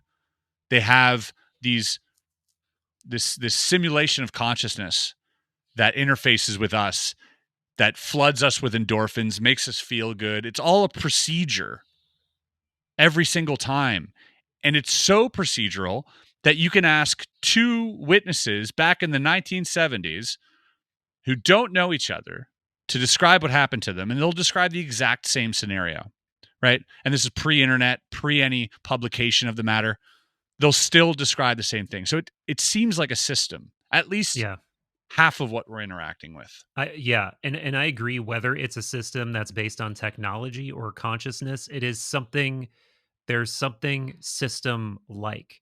And you could meander from here into the more like Jacques Vallée sort of interpretation of this system, where it's not, you can't pin it down to any one appearance, any one behavior, any one goal. It's like, it's trickstery. It's always kind of like ephemeral and changing. And then that gets me to this thing where I start to be like, maybe it's just not the best idea to try to put everything under this single umbrella of control. Maybe it's There's probably rogue entities too. Yeah. Like, there's like all these things happening. Yeah. But yeah, I think at a minimum, the Reddit whistleblower stuff is very interesting. And to just way up to the beginning of that, because we like basically introduced it, that it's this person who's claiming to be from inside this program, who he claims to be terminally ill, so he just wants to let this information out, goes in this long series of pretty detailed posts on Reddit. Chris has read all of it on his channel. if this sounds interesting, definitely watch it. But so it seems like this is one that you've sort of warmed up to from just lore to something that you think could be legit. Am I reading that correctly? Yeah, I think, well, a lot of what he's saying, he mentions Bob Lazar Yeah. a few times. That by mentioning him, you be taken out back like a dog and put down. He mentions Element 115. These are things for me that if you were, because this came out a couple years ago, this is not super old. If you were to invent some type of lore and you were familiar with ufology and you were familiar with how the government operates in these, black budget programs, you wouldn't say Bob Lazar because half the internet's going to think it's a hoax right away. So if you were successfully trying to create something, why would you mention that? It's like if I was, successfully trying to, I don't know, talk about space and I mentioned Darth Vader, like, to a lot of these people, right? They're going to be like, "Oh, this is all BS." Like, why Right. would you say the name of the person that a lot of people don't believe? Why wouldn't you say some other name that people believed more, that maybe isn't even around to defend themselves? So for me, that was already one where I was like, "Oh, that's interesting." That was really, really interesting. And then you look at a lot of the um you look at the descriptions of the craft and the beings that seem to coincide with a lot of other things, and then the ocean itself and this giant underwater facility. Now, Right. he said something in that document read through that has stuck with me and it's stuck with a lot of people. He said, "Notice yourself coming back to these Hmm. answers as information unfolds." And I have been. I think everybody has been. Everybody who knows about it, at least. And as soon as I had an interview with Lou Elizondo, and take that for what it's worth. It doesn't matter what you think. It's just about information. So whether this information is true or not can be valuable regardless. But he says that there was apparently video of this giant underwater craft moving at 400 knots underwater by this oil rig. Rear Admiral Gallaudet said the same thing. Said that they've observed this beside submarines. There was another Reddit whistleblower that came out and said that he was aboard one of these ships and that they sent nuclear submarines towards this thing and they got annihilated. And so you also have to look at who Bob Lazar, and by the way, I hold Bob Lazar very high conviction that his story is true. And I will say that. But let's say what Bob Lazar was working on, his clearances came from the Office of Naval Intelligence, which Right. doesn't exist, right? It's the Department of Naval Intelligence, but the office doesn't exist. So that's, John Ramirez says, could be just a cover ID, a flash ID that they call, just like, so it looks official, but it's like Right. black budget stuff. But he said a lot of those craft were retrieved from the ocean, including the one he worked on. It might have been an archaeological dig 10,000 years ago. And so that there might be like the Navy's, involvement with all this is obviously paramount, is obviously very, very important. And so looking at all of these different whistleblowers, stories, sightings over the ocean, even Matt Brown, every single sighting that he mentioned in the Immaculate Constellation document happened over water. Every single one of them in that document happened over water. Every single one of them. There is something in the oceans. We know this now. Yeah. So Yeah. this guy talking about this stuff, and Richard Dolan, I was just to going to his say credit, that. Yep. yeah, put a great book out recently about the history of underwater USOs, as they're known, unidentified submerged objects, and it's a fantastic read. And there's so many stories, And he's got multiple more volumes coming out. Yeah. That's right. Yeah.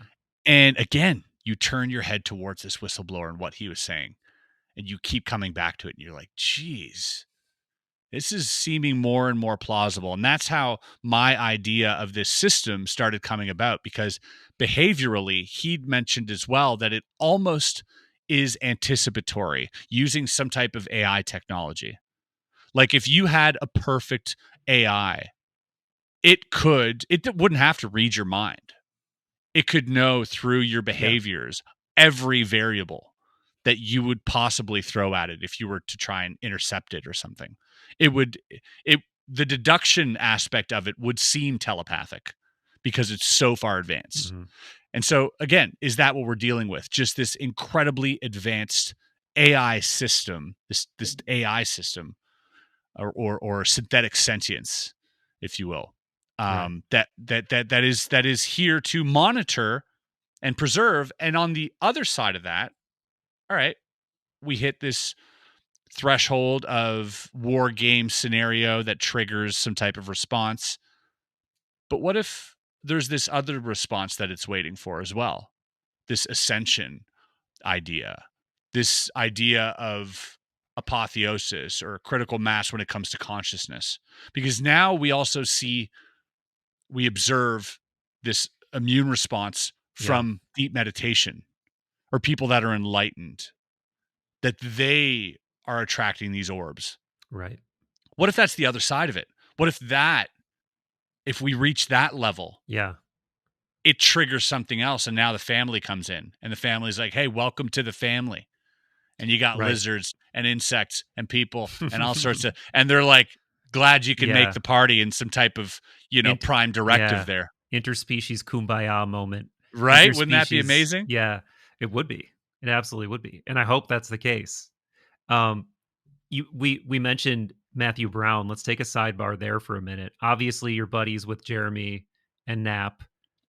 So I don't know how completely unbiased of a review you can give him, but I thought the episodes they did with him were interesting.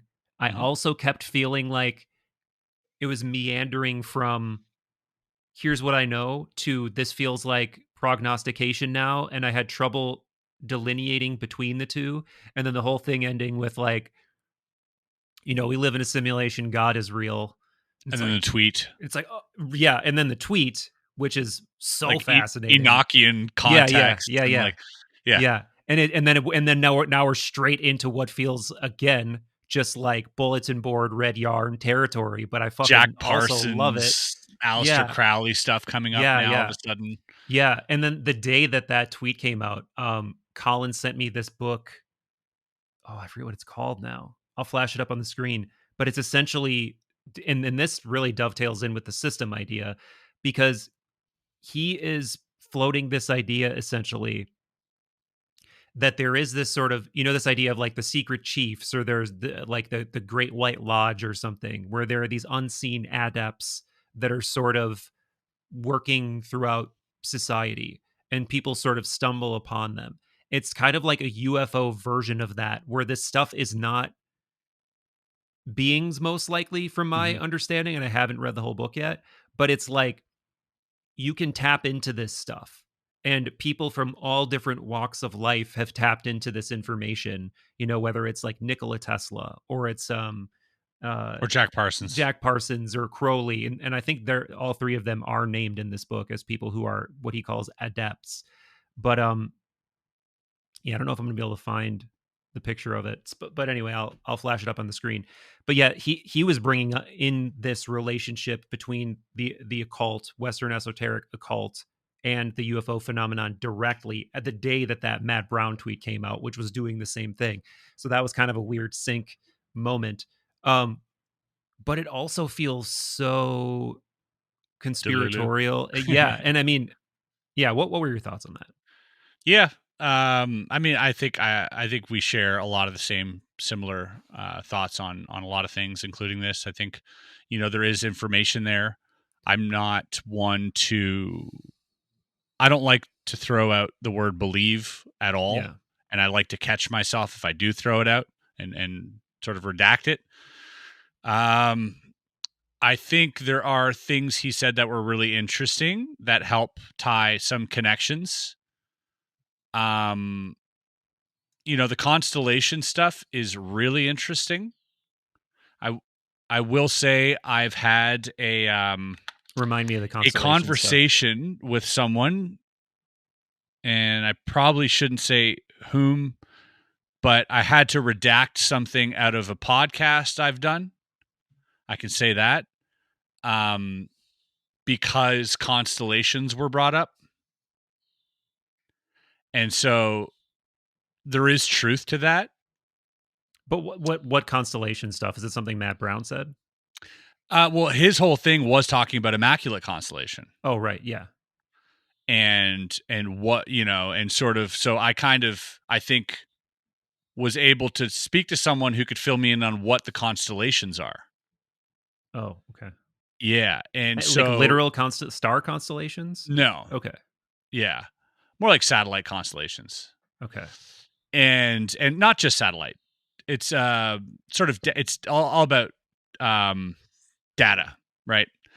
And how this immaculate constellation is just basically sourcing, and that's what he says in the document as well. It's just gathering intelligence from all these other places into one place to see if they can use it for the study of UAP, right? So all of that I think is true. I think is true. I will say I'm very high conviction that the Immaculate Constellation exists, even though Susan Gao, denied its existence. I think it is real. And therefore, for me, the things that are in it now have a higher conviction. So I don't think this was like a hazing ritual thing. I think he did stumble upon. I don't think that this was a very deep program, mind you. I think this was very surface level. And I believe Jeremy Corbell echoes the same sentiment in that, this is nothing. This is a nothing burger in terms of programs. And so for Matt, I think it was paradigm shifting to read that. And I think that affected him, especially I think he comes from a Christian background, if I'm not mistaken. And so I do understand how that can be at odds with what your currently, what your current faith system is, to have to reconcile that. I think that's maybe from a psychoanalysis standpoint, what we were kind of looking at in the latter portion of the interview with this God is real and everything. Maybe that's just like a stance of like, I'm doubling down on what I believe. Hard to say. But then you bring all of the esoteric stuff into it, and like bringing in Enochian, and Enochian is, that. So you know the story of where that came from. So the ones that he mentioned. So Enochian is a language that was channeled by John Dee and Edward Kelly, and I'm not going to get the date wrong, right? So I'm not going to say it. I'm going to guess 1500s. They go through this whole long period of communing with these beings that they call angels that give them this language, basically. And then he, this is all preserved in his writings and stuff. Later esoteric groups like the Golden Dawn, but particularly their like more recent offshoots, work with this shit like actively to commune with these intelligences, basically.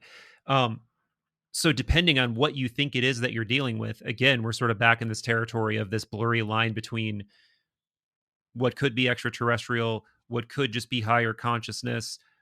Just totally depends on what cultural lens you're looking at it from. If real, this is another way to contact something that seems to be somewhere else on the consciousness ladder. And what is it? And what is its relationship to Matt Brown and the conversation about disclosure? Like, it's just, it seems all a little too veiled. Yeah. For me, and I don't much enjoy that coming from someone who, is purported to have access to like this type of intelligence. Yeah. I just don't like the feeling that gives me, and it's a definite cause for pause when it comes to that stuff.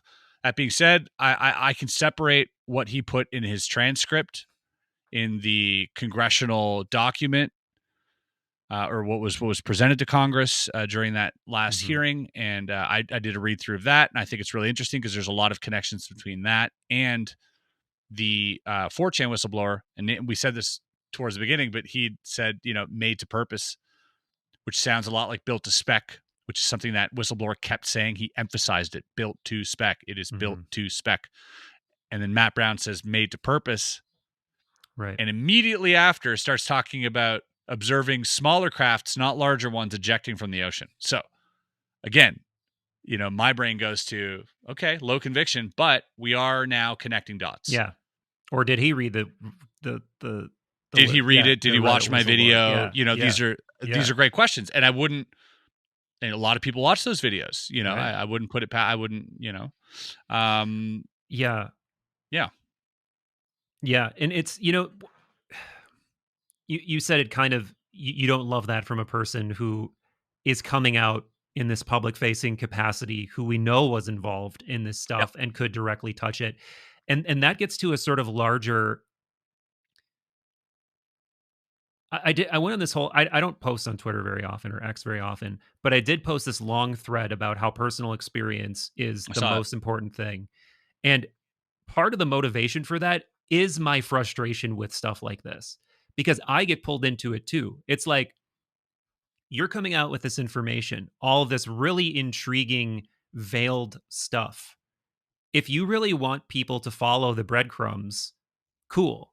But if you're just going to come out with these like occasional flourishes of things that are going to like stir the pot, like what are you doing? Why are you coming out to begin with? Like it starts to feel like it's not a good faith thing.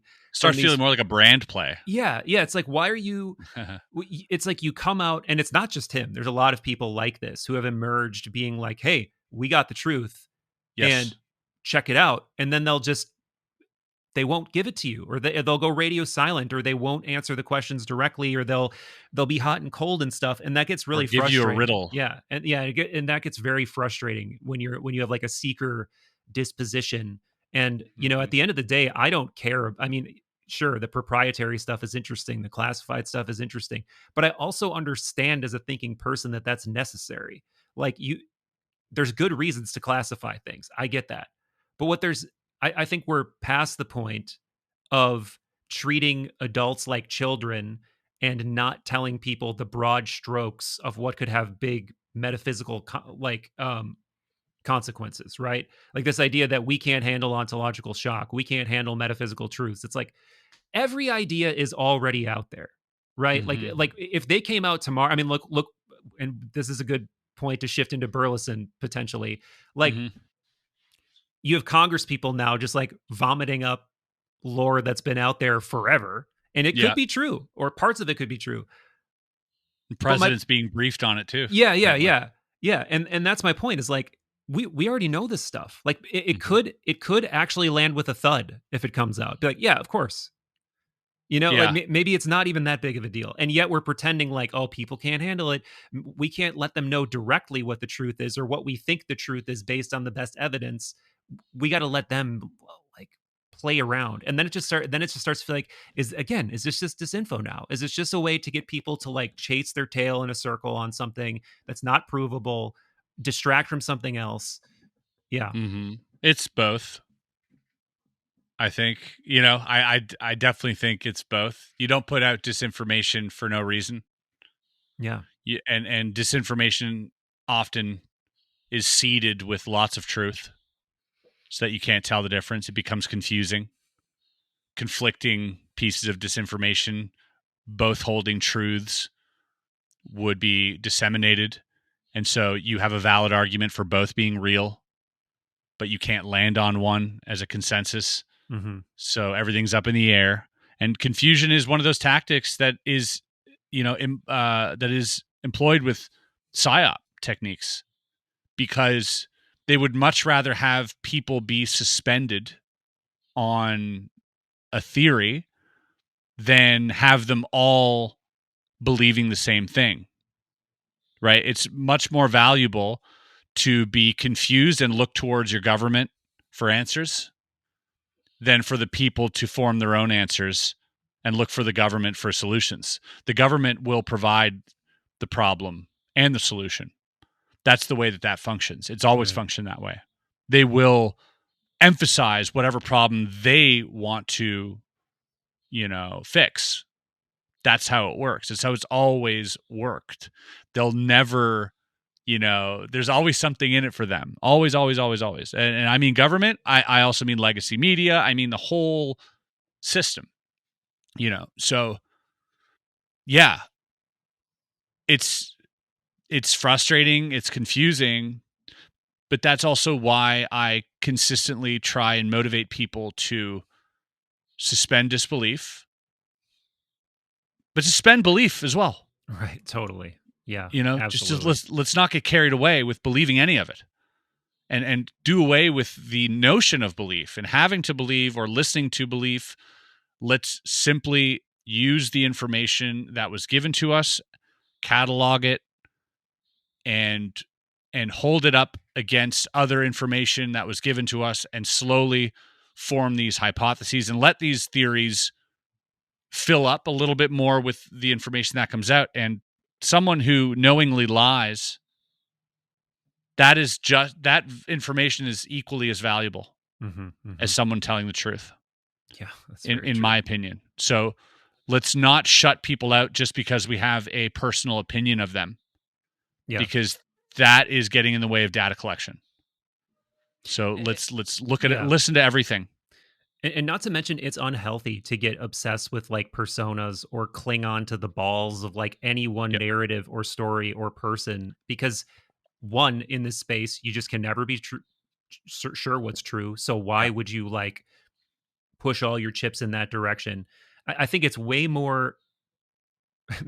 Maybe I don't know. I was going to say I think it's way healthier to sort of look at the suite of ideas, kind of like we were talking about, and say, okay, these ideas emerge within the lore again and again, and what are the merits of each one's of those primary ideas? I think you can get further with that, but even with that, you've got to be careful, right? Because like the genetic manipulation thing, for instance, that was in the Project Garnet documents that were shown to Linda Moulton Howe by uh by you want Rick to say, Doty? yeah, I kind of want to say Doyle for some reason. Yeah, Rick Doty. Yeah.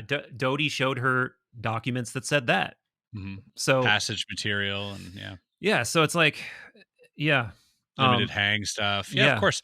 But now that we're aware of it, we're immune to letting it anger us. I think. Yeah. That's how I think. If you're still getting fooled by this, be angry at yourself for believing it, not angry at the person for lying. Let's stop pointing the finger and really think about, well, what's the mechanism there? Well, the problem is that I believe this person. Correct. Now, that doesn't mean hold everyone and distrust everything everyone says, but it also means, caution is advised, but let people speak. Let them speak. What could you possibly have to gain to not listening to someone versus all the things that you could gain listening to them? Now, draw the line between listening and believing. Yeah. And just simply absorb information, absorb, and just let that rummage and see how your own mind will draw connections to things that you never thought of. And you're just kind of like letting it all come in, and all of a sudden, bing, bing, bing, bing, bing, these little points start happening. You go, oh, this is interesting. Huh. But this is also information totally based on people who've been proven liars. Right. Okay. What does that say? That they want us to look here? What does that mean? And this becomes valuable information. So let's just keep taking it in and have fun doing it, and like explore these things, kind of like what we're doing when you talk about lore and stuff. I get all giddy because I'm like, what, I let my mind drift to, meeting these beautiful Pleiadian people and, handing us all this knowledge or being taken out of our bodies and zipped around the universe by some entity that's in the DMT realm. These are beautiful, fun, mind expanding experiments. And your mind can equally expand through fan fiction as it can through the truth. It can't tell the difference between memory and imagination. So let's take it all as this fun LARP, and let it enrich our experience. Area 52 Pleiadian jumpsuit coming soon. Yeah. And there's this other phenomenon, man, where I think if I wanted to get super conspiratorial on the disinformation front, one of the best ways is flood the zone, right? Like so many ideas, so much data that you are crippled that there's just you could know it all and you could be critical thinking, and it still doesn't matter because there's too much, and there's too much implied dissonance for you to find the signal in the noise. That's like because the signal, and people might wonder, well, why would they hide truth within the disinformation? Because you're spreading the signal into the noise, and that makes it even harder to locate the signal, right? Hmm. And I gotta think that some version of that is still occurring. And I Of think that course. there's this, I think the prevailing idea now is that disclosure, the signal of disclosure is winning out over this legacy group, right? Mm. And things like the WSJ article are vestiges of this group trying to hold on. But Yeah, I don't know if I believe desperately. that, man. I don't know. Like, I want to believe that, but I also think that even people who could be acting out of completely benevolent action, their Yeah, of completely benevolent motivations could be being puppeted or given false course. things or given, yeah, and That's it's usually the case. right. That's usually the case with this stuff. Like, if you knew that you were doing disinformation, well, then I could catch that. Yeah. Right? I could catch that in your body language, or I could catch that in your behavior. But if you didn't know, then I wouldn't. Then it would look like you're telling the truth. Yeah. And this is Yeah. again why it's like I think it's, I love lore. I love this. I said this in this post too, and I love the movement, and I want it to continue, and I'll totally keep paying attention to it. But you gotta at some point understand that you can't use that as your sense making mechanism, right? Like No. you Yeah. can't use that as your ground level way of understanding reality because it's just way too fucking messy. And you've got to go back to these sources that were actually trying to give that to people. Like these wisdom traditions, I think, are really the way to understand your consciousness more, and then all the panoply of things that leads to.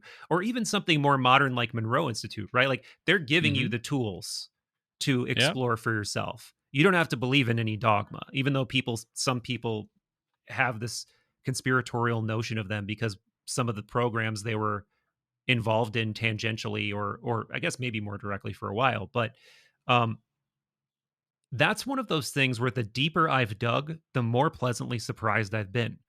Yep. Meaning like meeting people like Paul Smith and meeting other people that McMonigal, it doesn't feel like some dark nefarious thing. Like it feels like people who are really dedicated to their country, and now they're out in public and they're being as forthcoming with their knowledge as they can be, and they're not changing their story. If anything, they're settling deeper into that role of who they are as remote viewers, as explorers of consciousness. um so yeah, even things like that I feel like are a better ticket toward sense making than trying to assemble some kind of vision of reality through this weird uh atmosphere of lore coming from god knows where. But I think you can like, and I think you do a good job of this, of separating the lore from its need to be real. Like it can Yeah. just be lore and it can still be fun, and then you can still knowledge seek in other ways, and they sometimes come together in fun interesting ways too. Yep.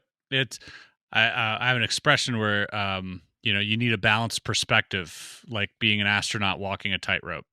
Yeah, right. You know, Yeah. it's kind of it is this tightrope of you want to be here, but you want to be there. It's a bit of a game, and it's fun. It can be fun, but yes, if you've left yourself unchecked for too long, you can go down one hole or the other hole. Now, I see the same when I see the Wall Street Journal article come out.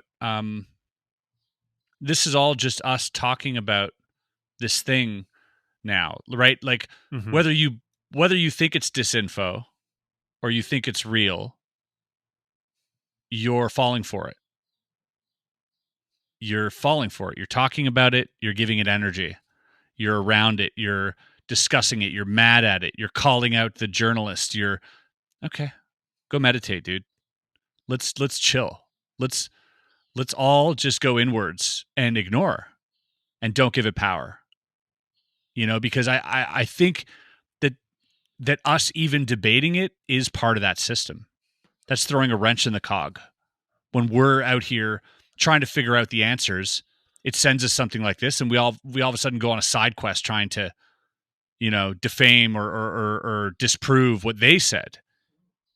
They're doing it. That's what they wanted. They knew what reaction we would have to it. They knew we'd hate it. Yeah, right. And they exactly. knew Yeah. we would, be up in arms about it and talk about it in spaces. And they knew that. It's all a part of it. Yes. We have to stop giving energy to that and just literally just meditate. Just chill. Like, you're getting distracted. Like, it's all, there's an Eddie Vedder song called Guaranteed, one of my favorite songs lyrically in the world. And in there, he has a line that says, "A mind full of questions and a teacher in my soul." That's cool. And that's words to live by. Like, if you want answers, go inwards. You'll have all the answers. It'll be so clear. Go in with intention to these meditations. And if you're really feeling confused about life or a decision or anything else, trust that you have the answers. That your soul will have the answers if you go a knocking. Because anybody who does this stuff can tell you for certainty the amount of clarity that they've received from going deep within yourself. And I think we just need to learn that more. And that's one of those things that the Monroe Institute, for me, is able to give people. It's able to give you those tools of how to get answers. And sure, okay, you can, what, who said this? There was I forget who this was, but he said, we're so unfamiliar with our higher selves. Carl Sagan. We're so unfamiliar with our higher selves that when we interact with it, we think it's aliens. Yeah. And it's like, McKenna said something similar too. Yeah, like we might think we're interacting with this, we're channeling this alien being, but it might just be deep within us. It might be ourselves talking, our true selves, or who knows. But yeah, the feeling I get is that if I'm ever feeling lost, confused, misguided, or misdirected, that you can just go into one of those things and come out of it feeling incredibly cleansed. Yes. And you, all of a sudden, it's not like you're getting an answer. Is this person is lying to me? Are they not lying to me? You get the superpower of not giving a shit. Exactly. That's exactly what I was going to say, man. Is that sometimes you do get epiphanies when you're meditating, sure, or you wake up from a nap and you're like, oh, I didn't think about this. And suddenly something you were noodling on or trying to edit, in my case, it's like, oh yeah, I should just do something like this. But more often than that, it shrinks things, right? It makes these things that are just chattering in your mind, that are just making your mind ruminate on it. You're like, why? Who fucking cares? Like, it turns it into a cute bunny, and you're like, oh, look at that. Doesn't matter. There's do you know who Jack Cornfield is? He's a pretty famous meditation teacher, author, but he has some exercise where it's just like you, even, I'm not going to do this justice, but if something causing you pain is just like this, think of the biggest thing you can think of. And then, you think of a planet, think of a solar system, think of a whatever, and your consciousness, that still point that we were talking about, that is like beyond concept, can still turn that into this little tiny thing. It's just like this little tiny concept in your mind. And then you realize that everything is like that. And it's not as easy as just making that decision, but meditating on it like that does do something. And I think I have for sure changed my nervous system through meditating and breathing exercises. 100%. You can program yourself to be in that parasympathetic nervous system state more often. And you start to recognize the feelings of, I'm going into sympathetic. Like I'm feeling the like weird tingle or heat, or like all of these little ways that your body makes that switch, and suddenly you don't even realize that it's affecting your mind. And just these things give you the tools to do that. And also breathing is one of the best ways to not do that. If you can learn to take fewer breaths, deeper breaths, longer exhales, shorter inhales, you're just giving your body that signal naturally. And that stuff makes such a big difference on your mind state, your ability to stay calm, blah blah blah. Not that I have it all figured out by any means. I still No, think I'm a yeah. fucking neophyte. But um we're almost 2 hours in. I did want to react to this Burleson stuff with you, man, because Yeah. it is such a fun Yeah, I development. re-listened to it just before the podcast, and so the way that he explains it, it was an Air Force intelligence officer that had briefed him and told him that he had briefed the president on this stuff too. And he had said that these Nordics were only a few hundred years more advanced than we were, in that this other intelligence controlling the Greys were thousands of years more advanced. And that's what I'm talking about when I meant like the system. It kind of falls into that. These Greys are part of the system. And then we have these rogue entities that are still coming here that are from different star systems or different missions entirely, like the Nordic folk.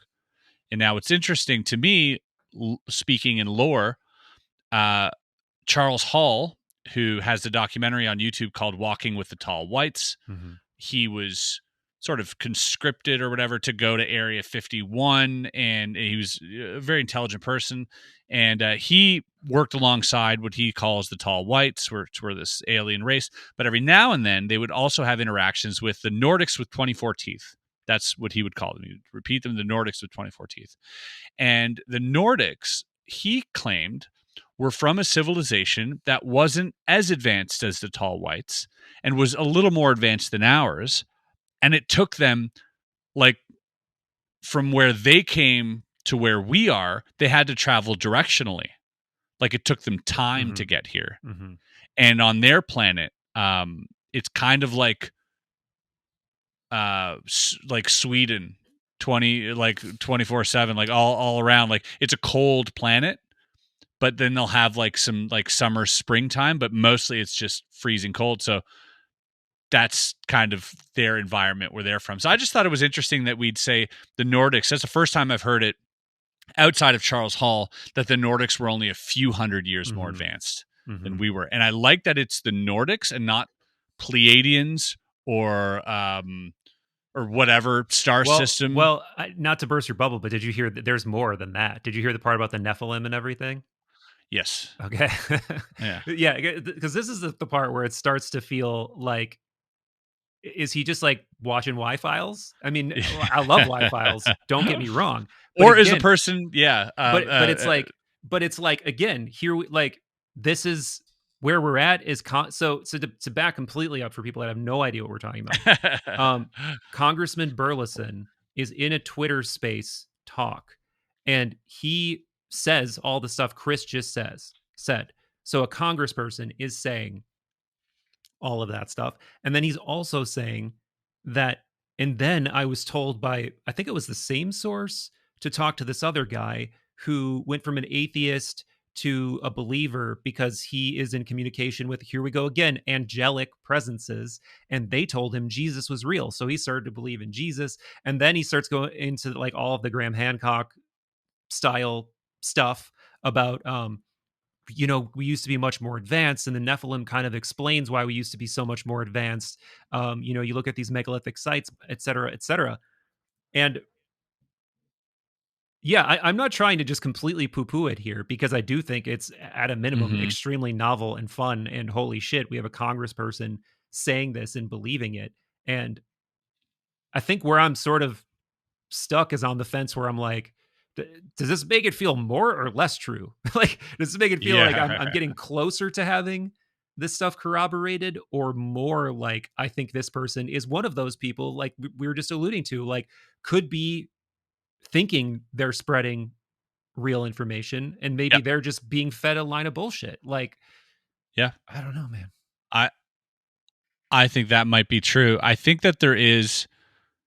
Let's put it this way, I wouldn't be surprised if there is a protocol with intelligence members that if the conversation ever gets there, that they are given a cover story. Yeah. I think that type of preparation, should there be a there, would be important, right? Because if you're in the bowels and in the trenches and you are aware of, even if it's just some type of gravity manipulation tech that is actually prosaic, that is ours in some way. But if you were trying to protect that, you're probably briefed on a cover. The CIA does it all the time. They have cover stories for everything. They have cover identities with flashcards and all sorts of, like, there's people who have a different name when they live elsewhere and have a different backstory. Like, this is CIA. This is real. This is not fiction. It's not some James Bond movie. That's real. They are professional liars. The intelligence community needs to protect the information they're sitting on, and one of the methods to do that is to, like we said earlier, flood you with misinformation, but just misdirect you. And so if you're an Air Force intelligence officer and you're aware of a program that deals with something important and occult, and by occult I just mean hidden, then yeah, you would need some type of cover story to satiate any onlookers, curiosity. And that cover story should be entertaining, and it should fit a lot of other things, true or not. It should fall into lore. It should fall into LARP territory, because then you can get people talking. Now, that doesn't mean that what they're saying isn't true on some level, but true or not, it can be used as misdirection. Yeah.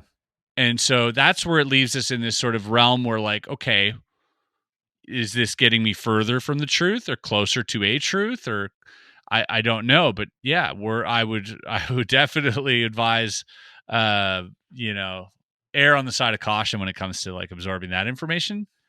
But like you said, it is interesting that a congressman is talking about this. Now, that same congressman was also looking at these Peruvian aliens recently. That same congressman was also talking to Eric Davis during that last congressional meeting, whatever that was, about reptilians and insectilians. And so I would personally lean more towards this guy being a fan of the Y-Files. I don't think, the guy's got millions of hits every video. Yeah. Shout out Gino. Shout out Gino. Yeah, definitely. And again, that doesn't mean that it isn't true. Right. But we've all been there. We've all been there where we get really caught up and passionate about something because we're getting into it. And we get swept away by the lore, and, like, we start talking about the Anunnaki and, like, all this stuff, and, like, what, oh my God, the pyramids are made by aliens, and yeah, for all we know, it might be. But to then be on a Twitter Spaces as an official, Yeah. because we both know that people are going to take this and run. There are level-headed people out there that can separate the truth from fiction, or at least categorize it all as fiction and just, like, kind of like weed out the truth. But there are also people that will take this to the absolute extreme. Yeah. And I always caveat everything I say with, do not believe any of this. We're just talking. We're thinking out loud here. But for him to say an intelligence officer briefed me on Nordics, and he talked to the president, that's, even if that happened, we have to understand that still might be part of this program. It might be, like, the fact that you're even allowed to talk about it. Yeah.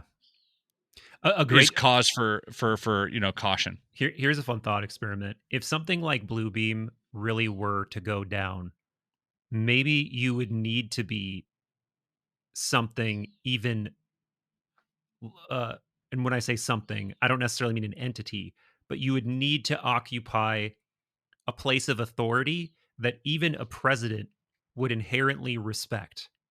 And if you now think about this as an entity of some sort, again, not like necessarily like an alien or non-physical entity, but a group, or a la Greer, a la Breakaway Civilization, defense contractor consortium. I don't know.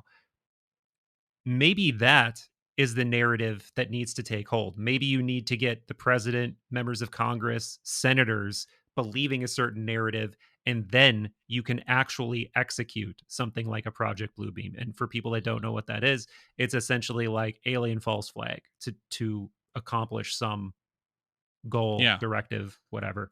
I admire Yeah. I admire the passion. I admire the research and the fact that he's out there talking to people. I think that's awesome. I think that's commendable and amazing for everyone that we're seeing our leadership be interested in this stuff. Yeah. But sure. like we were talking about earlier, balanced perspective is key to this stuff because man, it can get really, as much as it can get like, oh, alien, like all this stuff, it can swing the other way and go, against us, or it can just end up being ultra religious. Yeah, right. Yeah, and that Really freaks me fast out as the well. most. That freaks me Yes. out the most. Um, yeah, I don't even want to go down that rabbit hole, but that's why, even though this non-physical, consciousness-based part of the conversation I think is incredibly important, I immediately start to get worried when it diverts into binary angels and demons talk, because that is like one of the easiest potential ways to manipulate people and Yes. other people. And yeah, it's like the ultimate version of like, all you have to do is imply that X group of people or whatever is on the wrong side, and that's like the ultimate wrong side, most dehumanizing moniker to throw on a person. And yeah, I mean, it would be like the Red Scare Yeah. amplified times a million if people really bought into this shit. Yeah, and if you're saying angels and demons and not saying chariots of fire when referring to UFOs, then you're not sticking to your own lore as well. Yeah, right. Yeah. Like be consistent at least, right? If you're gonna go angels and demons, then we need to across the board, because I often think when people say like, oh, what do you think about the angels and demons thing? I think, okay, what's a demon? Yeah, exactly. What's a demon? What are we talking about? Is it from hell? Okay, where's hell? Is it underground? No, it's another dimension. Okay, so we're talking about the same thing. We're talking about interdimensional, potentially interdimensional beings, right? We're like that scare you because they don't look like you. Yeah, and not to mention you realize that this idea of evil demons from hell run by the arch general named Lucifer or Satan or whatever, this is a medieval invention. Like, Mhm. if you go back to the beginning of what a deep demon is, it comes from the Greek word daimon, and daimon just means spirit. It just means a non-physical being that could be anything from malicious to good, but it's basically neutral. It's basically Mhm. a spirit with some kind of job. And then as you get into, um, Christian, particularly like Roman Catholic hegemony, this idea of absolution or, being cast to the pits of hell takes hold um, in the Middle Ages. And then all of this stuff starts to masquerade as if like this is really somehow like canon Bible stuff, but a lot, and that's, yeah, man, this is such a deep conversation. I won't even go any further than that, but Yeah, yeah, that's really, I mean, that nuance I think is really, really important. And yeah. if you're and if you look at any unbiased scholar of the Bible, they all say that in a nutshell. Final question. Since we're talking about not believing too strongly, to circle back on something that you say you hold with high conviction, other than your good friend, my buddy Luigi, massaging circumstances for you to meet Mr. Lazar, for you to see a lot of new evidence. Is there something in particular that makes you hold his story in such high regard? I would say, aside from a lot of like data and a lot of new information that people are going to see, aside from all that, Mm, because I can't comment on that just yet, just not my place to say. But Luigi said it too. It says it in his trailer. There is new information, cool. which does, raise conviction on this being true. It will cross the board. It won't lower it. I can guarantee you. But aside from that, meeting Bob was his energy, and this is something that a lot of people have spoken about meeting Bob as well, in that I try to vocalize. I'm trying to put words on it, but there was a point in our conversation where I was showing him like MJ12 documents. Mm-hmm, mm-hmm. I was showing him like all this like lore stuff. I was talking about the Aztec crash. One thing he said to me too about Aztec, he goes, John always talked about Aztec. He's like, I never believed anything that guy said. He thought people lived in the sun. Like that was like from Bob talking about John Lear. Oh, So cool. anybody think, because Bob was always skeptical with all this stuff. He still is. But the fact that I was bringing it up and showing him official documents, now he was looking at it in a new light, and he was like, oh, and he started to find it really interesting because he started connecting it to the craft that he worked on. He's like, oh, it was like that. Oh my God, that is what it did. And like, you would start to see his excitement levels grow, and there was nobody around. It was just me and him at this point. And, so who's he doing this for? Me. Okay. But at one point I was going through the 4chan stuff. And I said, oh, they'd mentioned you by name, and he goes, really, what did they say? And I said what he had said about, if you mention your name, you're taken out.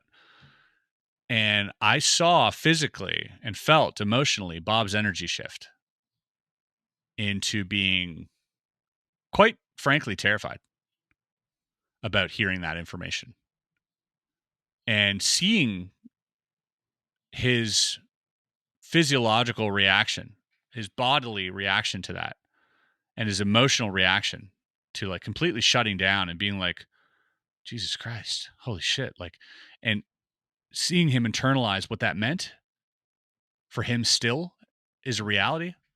For me, in that moment, there was an ontological shift with Bob, even though I had held him in the highest conviction after, looking and studying his story. It now ceased to be lore.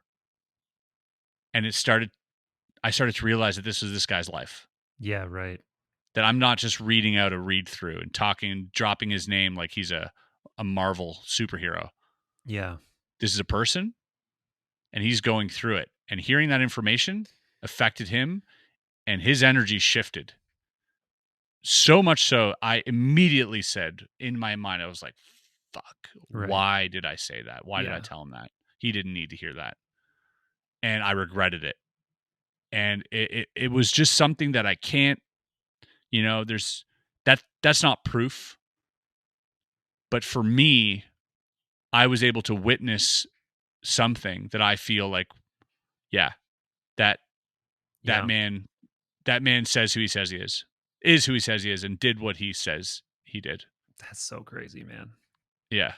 Yeah, but I think that's an important reminder in general, is that all of these people become like characters in lore, but they really are real people with whole lives outside of whatever their public facing, UFO persona is. And I think that's really important to just remember in general, especially because this space can get some shit just fell down. Especially because it can get so catty. Like it's so gossipy and harsh. And I don't ever want to be he's a good dude, man. I tell you that. He's a genuinely nice person. He's funny. He's got a great sense of humor, and he doesn't open up so easily about that stuff. He's not eager to talk about it, Mm-hmm.